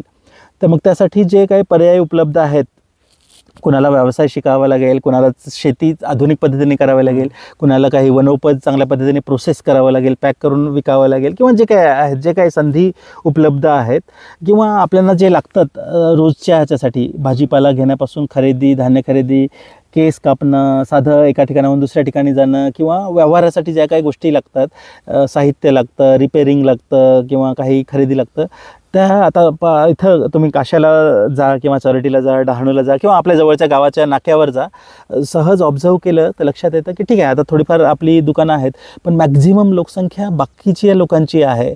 जर त्यांना ते जमत असेल तर मग आपल्याला का नाही, आपल्या तरुण पिढीतून आपण का नाही तयार करू शकत. तर मला वाटतं आपण स्वावलंबन टिकवणं खूप गरजेचं आहे. पूर्वी आपण खूप स्वावलंबी होतो, आपल्या ज्या गरजा होत्या त्या शेतीतून, जंगलातून, नदी डोंगरातून सगळं सहज पूर्ण करायचं. तर आपल्या आता गरजा वाढल्या तर आपल्याला ते पण वाढवावं लागेल, आपलं स्किल पण वाढवावं लागेल, आपल्या गोष्टी बाकीच्या ज्या आहेत, कौशल्य, काम करण्याच्या पद्धती पण कदाचित बदलाव्या लागतील किंवा स्कोप वाढवावा लागेल. तर मग आपल्या गावात, आपल्या ठिकाणी, आपल्या तालुक्याच्या ठिकाणी, आपल्या जिल्ह्याच्या ठिकाणी, आपली लोकसंख्या जास्त असलेल्या ठिकाणी आपल्या बाजारपेठा का नाही तयार होऊ शकत. तर मला वाटतं ना आपण काळा वेळेप्रमाणे, कारण की असं झालं ना तर आता तिथली लोकसंख्या बघितली तर आदिवासींची संख्या हळूहळू कमी होत चालली. बाकीच्या लोकांची म्हणजे जायला यायला सोपं होतं, लोकल ट्रेन चालू झाली, हायवे आहे, बाजारपेठ वाढली, तर मग बाकीच्या लोकसंख्या वाढली, जमिनी गेल्या. आपलं कसं झालंय, एकदा जमीन गेली ना, जमीन फक्त आपल्यासाठी जमीन नाही आहे, बाकीच्या लोकांसाठी कदाचित किंवा सरकारी रिपोर्टवर कदाचित स्क्वेअर फीट स्क्वेअर मीटर जसं दिसत असेल, पण आपलं तसं नसतं. आपलं आपण जे म्हणजे लग्नाचे असू दे किंवा बाकीचे खंड असू दे किंवा दिवसाचे खंड असू दे, कसली पूजा असू दे, तर जे आपण संदर्भ बोलतो ना त्यात डोंगर असतो, नदी असते, आजूबाजूला जे चेडे असतात, विहीर असतात, प्रत्येक बाउंड्रीवर गाडलेले असतात, त्या सगळ्यांचा संदर्भ असतो. तर फक्त आपलं घर म्हणून की बाबा हे आमचा ओढाच येत आहे ना, एवढी तुमची बाउंड्री नाही, याच तुमचे याचा पैसा कॅल्क्युलेट करून दिलं आणि तुम्ही जा आणि राहा, तर तसं होणार नाही. तसं राहिले तर कदाचित तो फक्त माणूस म्हणून राहील, कदाचित पर रुपये पर डेवर काहीतरी रुपये घेऊन तो राहू शकेल. पण आदिवासी म्हणून जी आयडेंटिटी लागते, जे आपले देव आहेत, जे आपल्या परंपरा आहेत, जे आपले सण उत्सव आहेत, ते अख्ख्या बाउंड्रीवर अवलंबून आहेत, अख्ख्या जिओग्राफीवर अवलंबून आहेत. फक्त आपल्या एका शेतापुरते नाही. तर जेव्हा आता जे डॅमेज होतं आहे आपल्या परिसरातून, जे प्रोजेक्ट मोठे मोठे जात आहेत ना, तर ते कॅल्क्युलेट करून काय देतात, ओके तुमची ना एवढी स्क्वेअर फूट जमीन गेली, त्याचा गुणिले एवढा 5 गुणिले 10 पट जे काही असेल तो भाव तुम्हाला मिळेल आणि पैसे. पण तो पैसे ना खूप मोठा डॅमेज आहे आपल्या समाजावर. म्हणजे फॉर एक्झाम्पल ते पैसे हँडल करण्याची जर क्षमता आपल्यात नसेल किंवा कसे वापरायचे, कसा उपयोग करून घ्यायचा, किंवा जर लोक किंवा इथली व्यवस्था जर फक्त आपल्याला स्क्वेअर मीटरमध्ये मोजत असेल, तर डेफिनेटली आपल्या लिंक्स ज्या आहेत आजूबाजूच्या डोंगराशी, नदीशी, बाकीचे जे रेफरन्सेस आहेत, आपले वीर चेडे जे बांधावर बसवलेले आहेत, मग त्यांची आपण डिस्कनेक्ट होऊन जातो. आणि येणारी पिढी मग आपला कल्चरल रेफरन्सेस काय सांगणार आहेत, कोणत्या आधारावर आपण कोणते सण सेलिब्रेट करणार आहेत. आता फॉर एक्झाम्पल मागे काही वर्षांपूर्वी बातमी आली होती की इथलं पुनर्वसन लातूरला किंवा एखाद्या वेगळ्या दूर जिल्ह्यात होणार आहे. तर जेव्हा आपलं रिलोकेट होतं ना किंवा आपलं स्थान बदलतं, तर अख्खे सगळे कल्चरल रेफरन्सेस आपले बदलत जातात. तर आपल्याला ना ही समजून घेणारी आपली कदाचित आपल्या नेतृत्व पण आपण कमी पडतो, की हे समजून घेणारं नेतृत्व द्यावं लागेल. नेतृत्वाने पण ओरडून बोंबलून व्यवस्थेला समजून सांगावं लागेल. कारण की जे सरकारी अधिकारी येतात ते तर जॉब करतात ना, त्याची जी ड्युटी असते, त्यांना जे रिपोर्ट दिसतात त्याच्यावरून ते लोक डिसिजन घेतात. त्यांच्यापर्यंत जर करेक्ट डेटा नाही गेला तर मग ते डिसिजन कसं घेणार. तर मग आपलं असं स्ट्रॉंग नेतृत्व समाजात असायला पाहिजे. कदाचित काही आपले लीडर्स बोलत नसतील स्पष्टपणे, तर मग आपल्या समाजाने त्यांना बोलतं केलं पाहिजे, किंवा ते बोलत नसतील तर मग बोलणारे लीडर्स डेव्हलप करता आले पाहिजेत आपल्याला. आणि जे समाजाला हवं आहे ते व्यवस्थेकडून भांडून घेता आलं पाहिजे. पॉलिसी मेकिंग म्हणजे असं हाऊस कशासाठी आहे की नीतिनियम बनवण्यासाठीच आहेत, स्कीम बनवण्यासाठीच आहेत, योजना बनवण्यासाठीच आहेत. तर आपल्याला त्यांच्याकडून योग्य ते समाजाला जे अपेक्षित आहे ते घेता आलं पाहिजे. आणि ते घेता आणण्यासाठी इफेक्टिव्ह लिडरशिप पाहिजे मध्ये. ती जर लिडरशिप काम करत नसेल योग्य प्रमाणे, तर आपल्याला ती बदलता आली पाहिजे आणि तेवढी क्षमता समाजात पाहिजे. तर नाही तर मग अर्थ काय, इलेक्शन होत राहील आणि आपले जर प्रश्नही तसंच असेल, तर आपल्याला जे मार्ग आहेत, पॉलिटिकल लिडरशिप असू दे, गव्हर्नन्स असू दे, प्रशासकीय व्यवस्था असू दे, काही वेळेस इम्प्लिमेंटेशनमध्ये पण खूप अडचणी येतात. काही सरकारी अधिकारी असतात, नाही नियमात असं लिहिलं मग असंच यायला पाहिजे. तर आपल्याला ते समाज म्हणून मांडता आलं पाहिजे की नाही, इम्प्लिमेंटेशन अशी योजना आहे तर शेवटपर्यंत अशीच लाभवली पाहिजे. काही योजना असतात खूप चांगल्या दिसतात कागदोपत्री, पण प्रत्यक्ष इम्प्लिमेंटेशनमध्ये त्याचा फरक पडतो. तर आपल्याला अशा काही गोष्टी आहेत. तर समाज म्हणून जो वॉचडॉग मेकॅनिझम किंवा लक्ष ठेवणारा एक मेकॅनिझम समाजातून डेव्हलप करायला पाहिजे. तो केव्हा तयार होईल की त्या समाजात खूप सारे एक्सपर्ट मंडळी आहेत आणि ते एकत्र येऊन संवाद करून समाजाला काय अपेक्षित आहे ते प्रभावीपणे पुढच्या स्टेपला मांडू शकतील. तर ते मांडणारी व्यवस्था आपल्याला समाजातून तयार करता आली पाहिजे. आणि त्यासाठी डेफिनेटली वेगवेगळ्या संघटना, संस्था, वेगळ्या चळवळी, वेगवेगळी आंदोलनं गरजेचे आहेत. आणि ह्या सगळ्यांनी कधीतरी एकत्र येऊन संवाद ठेवणं गरजेचं आहे. नाही समाजाला हे प्राथमिकता आहे. आणि कधी एकत्र बसून प्राथमिकता पण आपल्याला ठरवायला पाहिजे की बाबा नाही, युवकांसाठी काय महत्त्वाचं आहे, ओके रोजगार, शिक्षण, आरोग्य, शेतकऱ्यांसाठी काय महत्त्वाचं आहे, ओके हे महत्त्वाचं आहे, ओके नोकरी करणाऱ्यांसाठी काय महत्त्वाचं आहे, हे महत्त्वाचं आहे, ओके शालेय विद्यार्थ्यांसाठी काय महत्त्वाचं आहे. आणि त्याप्रमाणे फॉलोअप करणं समाजातून ते करणं खूप गरजेचं आहे. आणि त्यासाठी मग आपल्या लिडरशिपने भांडणं, रस्त्यावर उतरणं, आंदोलन होत नसतील तर आंदोलनं करणं, पण ते एक प्रोसेस आहे त्याप्रमाणे की बाबा समाजासाठी हे करणं गरजेचं आहे, सगळ्यांनी समजून घेतलं, ह्या आमच्या प्राथमिकता आहेत, तुम्ही सरकार म्हणून किंवा व्यवस्था म्हणून ह्या नीती नियम बनवा, आणि त्या होत नसतील तर मग डेफिनेटली आमची लिडरशिप तुम्हाला आवाज विचारेल किंवा प्रश्न विचारेल, आणि हे होत नसेल, व्यवस्थित योजना राबवत नसेल तर आम्ही लक्ष ठेवून आहोत, ह्या शाळेत हे होत नाही आहे, ह्या हॉस्पिटलला हे होत नाही आहे, तर आम्ही कुठे काही चुकलं तर आम्ही लक्षात आणून देऊ, पुन्हा काही होणार नाही याची खात्री घेऊ. असा जर जोपर्यंत मेकॅनिझम समाजातून तयार होत नाही आणि व्यवस्थेमध्ये पण एक भीती, जेव्हा जेव्हा आदिवासी समाजाबद्दल निर्णय घेतले जातात किंवा काही डिसिजन घेतला जातो तर तेव्हा त्यांच्यात पण एक असायला पाहिजे, अरे नाही मी काही चुकीचा निर्णय घेतला तर उद्या मला विचारणारे, प्रश्न विचारणारे समाजातून लोक आहेत किंवा एक मोठा दबाव गट आहे, तर त्यामध्ये पण एक हे असायला पाहिजे की नाही समाजासाठी हिताचं. सध्या कसं झालं, प्रत्येक पायरीवर आपण थोडे वीक पडत चाललो आहेत. गावापासून विचार केला तर गावापासून जी आपण लिडरशिप तयार करतो आहोत किंवा लिडर्स आहेत, आपले रिप्रेझेंटेटिव्ह आहेत, ग्रामपंचायत सदस्य असू द्या, सरपंच असू द्या, जिल्हा परिषद असू द्या, आमदार खासदार असू द्या, किंवा बाकीची दायित्व, हे तर पॉलिटिकल झालं, बाकीची पण सोशल दायित्व घेणारी जी माणसं आहेत, प्रत्येक पायरीवर आपण तिथं कसा माणूस अपेक्षित आहे तो जर आपण समाजाला अपेक्षित माणूस, चांगला माणूस देऊ शकलो, एक करत जर आपण चांगली माणसं होऊ शकलो तर डेफिनेटली समाज म्हणून आपण पुढे पण म्हणजे वरच्या लेवलला आपण चांगली माणसं देऊ शकतो. कदाचित हे थोडंसं वाईट वाटेल पण कदाचित आपण ना आता सध्या काम करणारी जी माणसं आहेत त्याच्यात ना पेशन्स सध्या कमी आहेत. प्रत्येकाला घाईत रिझल्ट हवा असतं की नाही मी आता इलेक्शनला उभा राहणार आणि बदल घडवणार वगैरे, तर असं नसतं. म्हणजे आपण डायरेक्ट इलेक्शनला उभं राहिलं तर कोणी लोक नाही मदत करणार. तर आपल्याला खालपासून, गावापासून सुरुवात करावी लागेल. संवाद वाढवणं, एकत्रित बसणं, एकत्रित बैठका घेणं, काय चांगलं आहे काय वाईट आहे ते ठरवणं.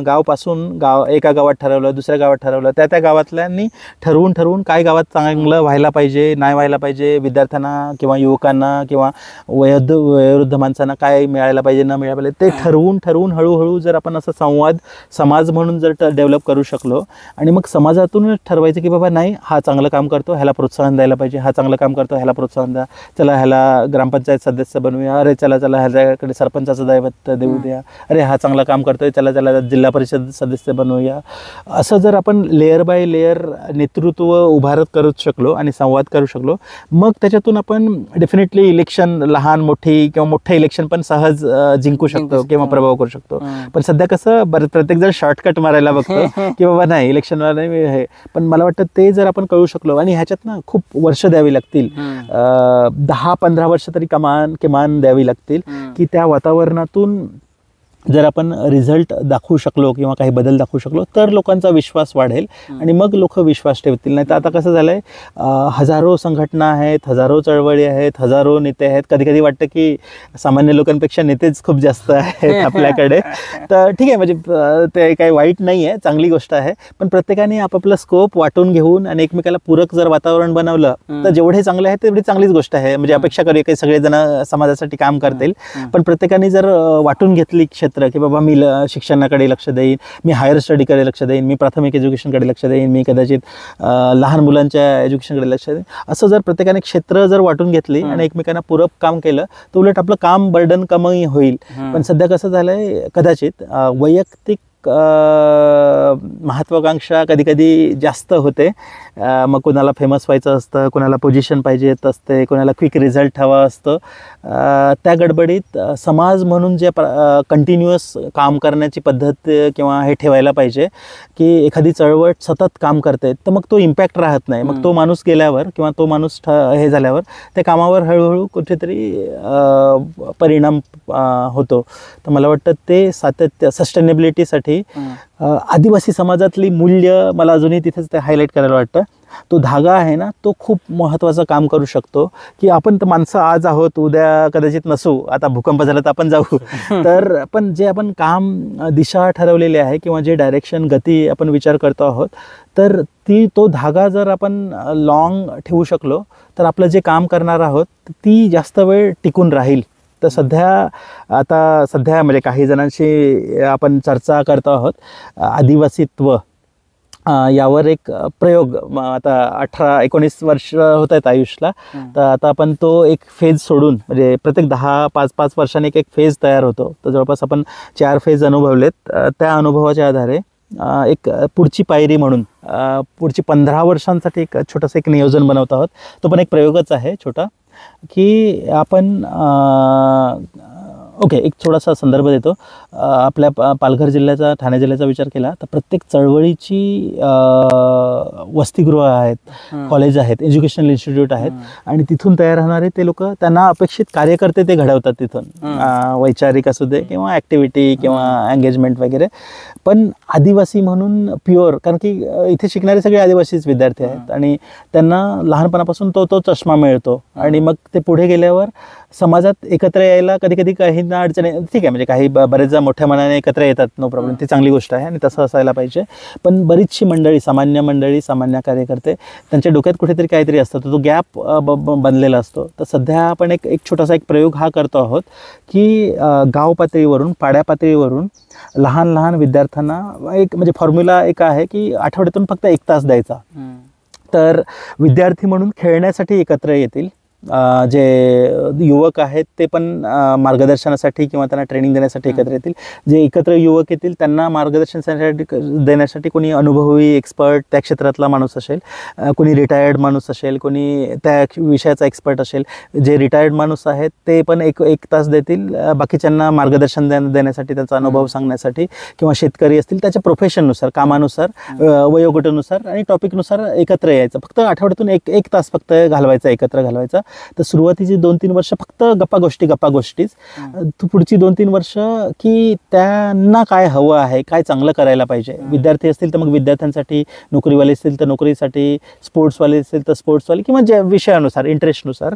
तर मग त्या विषयावर संवाद करणं आणि त्या विषयाचे जे अनुभवी माणसं आहेत त्यांच्याकडून काहीतरी नवीन शिकणं, ती सवय लावणं. तर तो फॉर्म्युला आहे. तर मी सध्या म्हणजे आपण सध्या तो प्रयत्न करतोय की सगळ्यांकडून त्याच्यावर सुझाव घेणं, आयडियाज घेणं आणि ते आपण एक प्रोसेस बनवणार आहोत. कदाचित 10-15 पायलट गावं आपण निवडणार आहोत की जिथं काही स्वयंसेवक आपल्याला मिळू शकतील की जे आठवड्यातून 1 तास फक्त देतील. तर सगळ्यांचा फॉर्म्युला एकच आहे. विद्यार्थ्यांपासून तो जो ट्रेनिंग देणारा आहे किंवा मार्गदर्शक करणार आहे त्याचा पण 1 तास, आठवड्यातून आपण 1 तास मागणार. मला वाटतं आठवड्यातून 1 तास काढणं काही खूप कठीण गोष्ट नाही आहे. तर सुरुवातीला काही वर्ष आपण गावगाव, पाड्यापाड्यावर एकत्र यायची सवय लावायची, गावगाव एकत्र यायची सवय लावायची. गावातून काही मोजके 2-3 रिप्रेझेंटेटिव्ह पाठवून 5 गावं मिळून ते पण एक तास काढतील. त्या 5 गावातून 1-2 काढून 10 गावं मिळून ते पण 1 तास काढतील. पॅरलली हे सगळं चालू राहील, म्हणजे वर्षानुवर्ष ॲड करत जाऊन. तर सुरुवातीला 5-10 गावांचं पायलट प्रोजेक्ट आपण चालवणार आहोत आणि त्याच्यातून तालुका लेवल, जिल्हा लेवल, राज्य पातळी आणि अख्खा ऑल इंडिया, जिथे जिथे अनुसूचित क्षेत्र आहे, खास करून ज्या आपल्या जमाती आहेत, जवळपास 500-600 जमाती आहेत देशभरात वेगवेगळ्या, ज्याला आजकाल ST म्हणून बोललं जातं. तर त्यात पण एकमेकात संवाद व्हावा, कोणत्या क्षेत्रात काय प्राथमिकता व्हावी आणि त्याचं रिप्रेझेंटेशन योग्य वेळी व्हावं. तर असा लाँग टर्मचा प्लॅन आहे. तर जर 15 वर्ष पहिली टप्पा जर पूर्ण झाला आणि त्याच्यातून आपण योग्य लिडरशिप डेव्हलप करू शकलो, जर एखादा मुलगा म्हणजे आता ह्या 5वी-6वीला आहे, तो जर 15 वर्ष त्या वातावरणात राहतो, सतत त्याला काहीतरी माहिती मिळते, एक दिशा मिळते, मार्गदर्शन मिळतं, एक मेंटल सपोर्ट मिळतो, तर तो 15-20 वर्षानंतर जेव्हा युवक बनेल किंवा जेव्हा लीडर बनेल तर तेव्हा कसा होऊ शकतो.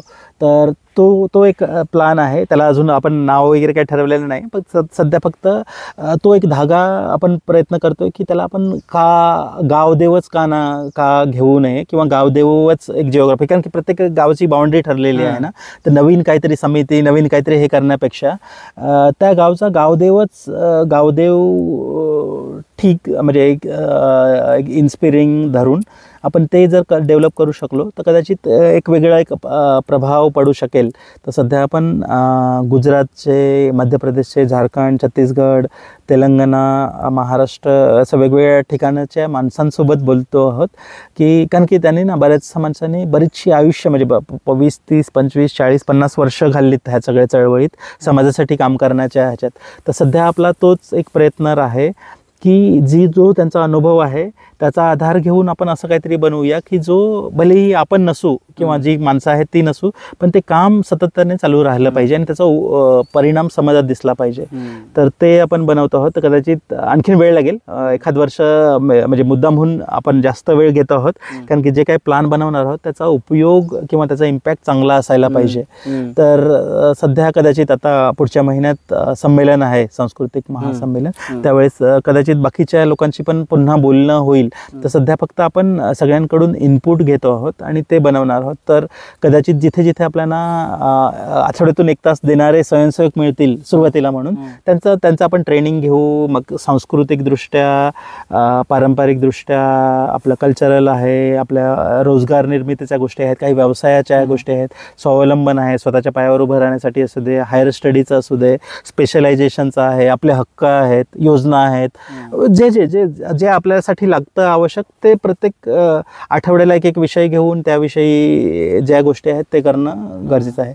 तर तो सध्या आपण लॉंग टर्मसाठी सध्या प्लॅन आहे. तर म्हणजे जो पूर्वी ट्रायल एरर चालू होता, एज्युकेशन करिअर गायडन्स, नंतर आपण हस्तकला किंवा पारंपरिक ज्ञानाकडे आलो, सांस्कृतिक गोष्टी, तर डेफिनेटली ते आहे, ते फेज आहे, त्या फेजमधून जाणं गरजेचं आहे. पण येणाऱ्या भविष्यात सध्या आम्ही आपण तो एक प्रयत्न करतो आहोत की पुढची 15 वर्ष तरी, आता 2025 येईल, 25, 30 आणि 40पर्यंत आउटपुट देणारा एक सिस्टम आपण डेव्हलप करायचा आहे. तर तो सिस्टम अशा प्रकारे राहील की जे युवक तयार होतील, की जी लिडरशिप तयार होईल ती सोशल लिडरशिप राहील. असं नाही की सगळ्यांना म्हणजे लिडरशिप त्या लेवलला जे जे गरजेचं आहे समाजातून ते मांडता आलं पाहिजे आपल्याला. तर ती करण्याची व्यवस्था सध्या कुठेतरी आपण लूज केली. पूर्वी आपल्याकडे गावात सहज काही गावदेव असेल किंवा गावाचा काही कार्यक्रम असेल तर सहज माणसं एकत्र येतात, तेव्हा सहज कोणीतरी लीडर होतो. आपल्याकडे असं असतं, म्हणजे काय निवडणूक टाईप नसतं, सिलेक्टिव्ह असतं. म्हणजे आपण सगळ्यांना म्हणजे असं नाही, पार्ट्या नाही बनवत आपण की बाबा ह्याचा सपोर्ट होतो त्याचा सपोर्ट होतो, आपण सगळ्यांना सोबत, ठीक आहे, म्हणजे कुणी कोणाच्या आवडीचा नसेल कदाचित तो, पण त्याला लागणाऱ्या गोष्टी पण तो करतो. तर सगळ्यांचा इन्क्लुझिव्ह लिडरशिप आपल्याकडे असते. तर आपल्याला ते मूळ जे आपल्या संस्कृतीत ज्या चांगल्या गोष्टी आहेत, परंपरागत गोष्टी आहेत, त्या घेऊनच आपल्याला असाच एक सिस्टम डेव्हलप करायचा आहे की फार काही आपल्याला नवीन शिकायची गरज नाही, फक्त पद्धती आपण बदलणार आहोत. आणि कदाचित आपल्याला एकत्र यायची सवय आता कुठेतरी आपण घालवून बसलेलो आहेत, किंवा एकत्र गावात असून पण बऱ्याच वेळेस आपल्याला सोशियल टॉपिकवर आपण एकत्र येत नाही. तर ती सवय लावावी म्हणून आपण तो सध्या उपक्रम प्लॅन करतो आहोत. तर कदाचित डेफिनेटली येणाऱ्या काही दिवसात आपण त्याला आराखडा देऊन काही पायलट राबवू, काही सूचना घेऊ आणि त्याच्यावर आधारित सुधारित एक आवृत्ती तयार करू. पण तो लॉंग टर्म राहील, जवळपास 10 ते 15 वर्ष आपण त्याच्यावर सातत्याने फोकस करून. तर सुरुवातीला अशीच माणसं आपल्याला शोधतो आहोत सध्या की जे सातत्याने 10-15 वर्ष तरी वेळ काढू शकतील, आठवड्याला 1 तास तरी, खूप जास्त नाही. तर काही मंडळी त्याच्यावर नियोजन करेल, काही मंडळी त्याच्यावर करिक्युलम बनवतील, काही मंडळी त्याच्यावर प्रोसेस बनवतील, काही चार्ट बनवतील, काही गेम्स बनवतील, काही सॉंग्स बनवतील. तर त्यात सगळं राहील, एंटरटेनमेंट आणि चर्चा, संवाद, मार्गदर्शन असं. तर ते सध्या चालू आहे. तर आशा करू. बाबा बेस काय बेस आहे तब्येत? कुठं तुम्ही काय करू वाडको माणूस आम्ही गोठी करतो. हां हां, कुठे शेतावर येतील? मी गावात जाऊन याला आपल्या तलावला माहीत झाला ना, आटपलं नाही. हो, कोण ना जाता सांगू? पांडू पाटील, मोरू पाटील, हां हां, त्यांची आत्या ना, त्याची पोरी तलावली, ती तलाव हां हां हां तलावली हां हां सोमटेवर हां हां हां, ते माहीत झालं मला पटलं नाही. हो काय नाही चांगला बाबू, तर काय वाईट ना. सुट्टी होती तर घराही दिलं तो. सावध घ्या. हो हो हो, निंबराला. हा, सावलेला. फार दिवसात भेटलो होतं, मग थोड्या गोष्टी करू. मी हो सुट्टीलाही दिलं तू घरा. तब्येत बेस आहे? पण ते काय दिलं झालं. हा, सुरू ते तर आता तरी पण तुमचं स्क्रू मजबूत. हा, तुम्ही जुनी माणसानं, आमचं जुनं स्क्रू तर लगेच वाईट होत, जास्ती टिकत नाही. यांच्या वडील हा, त्याच्यावर पुढे हात मी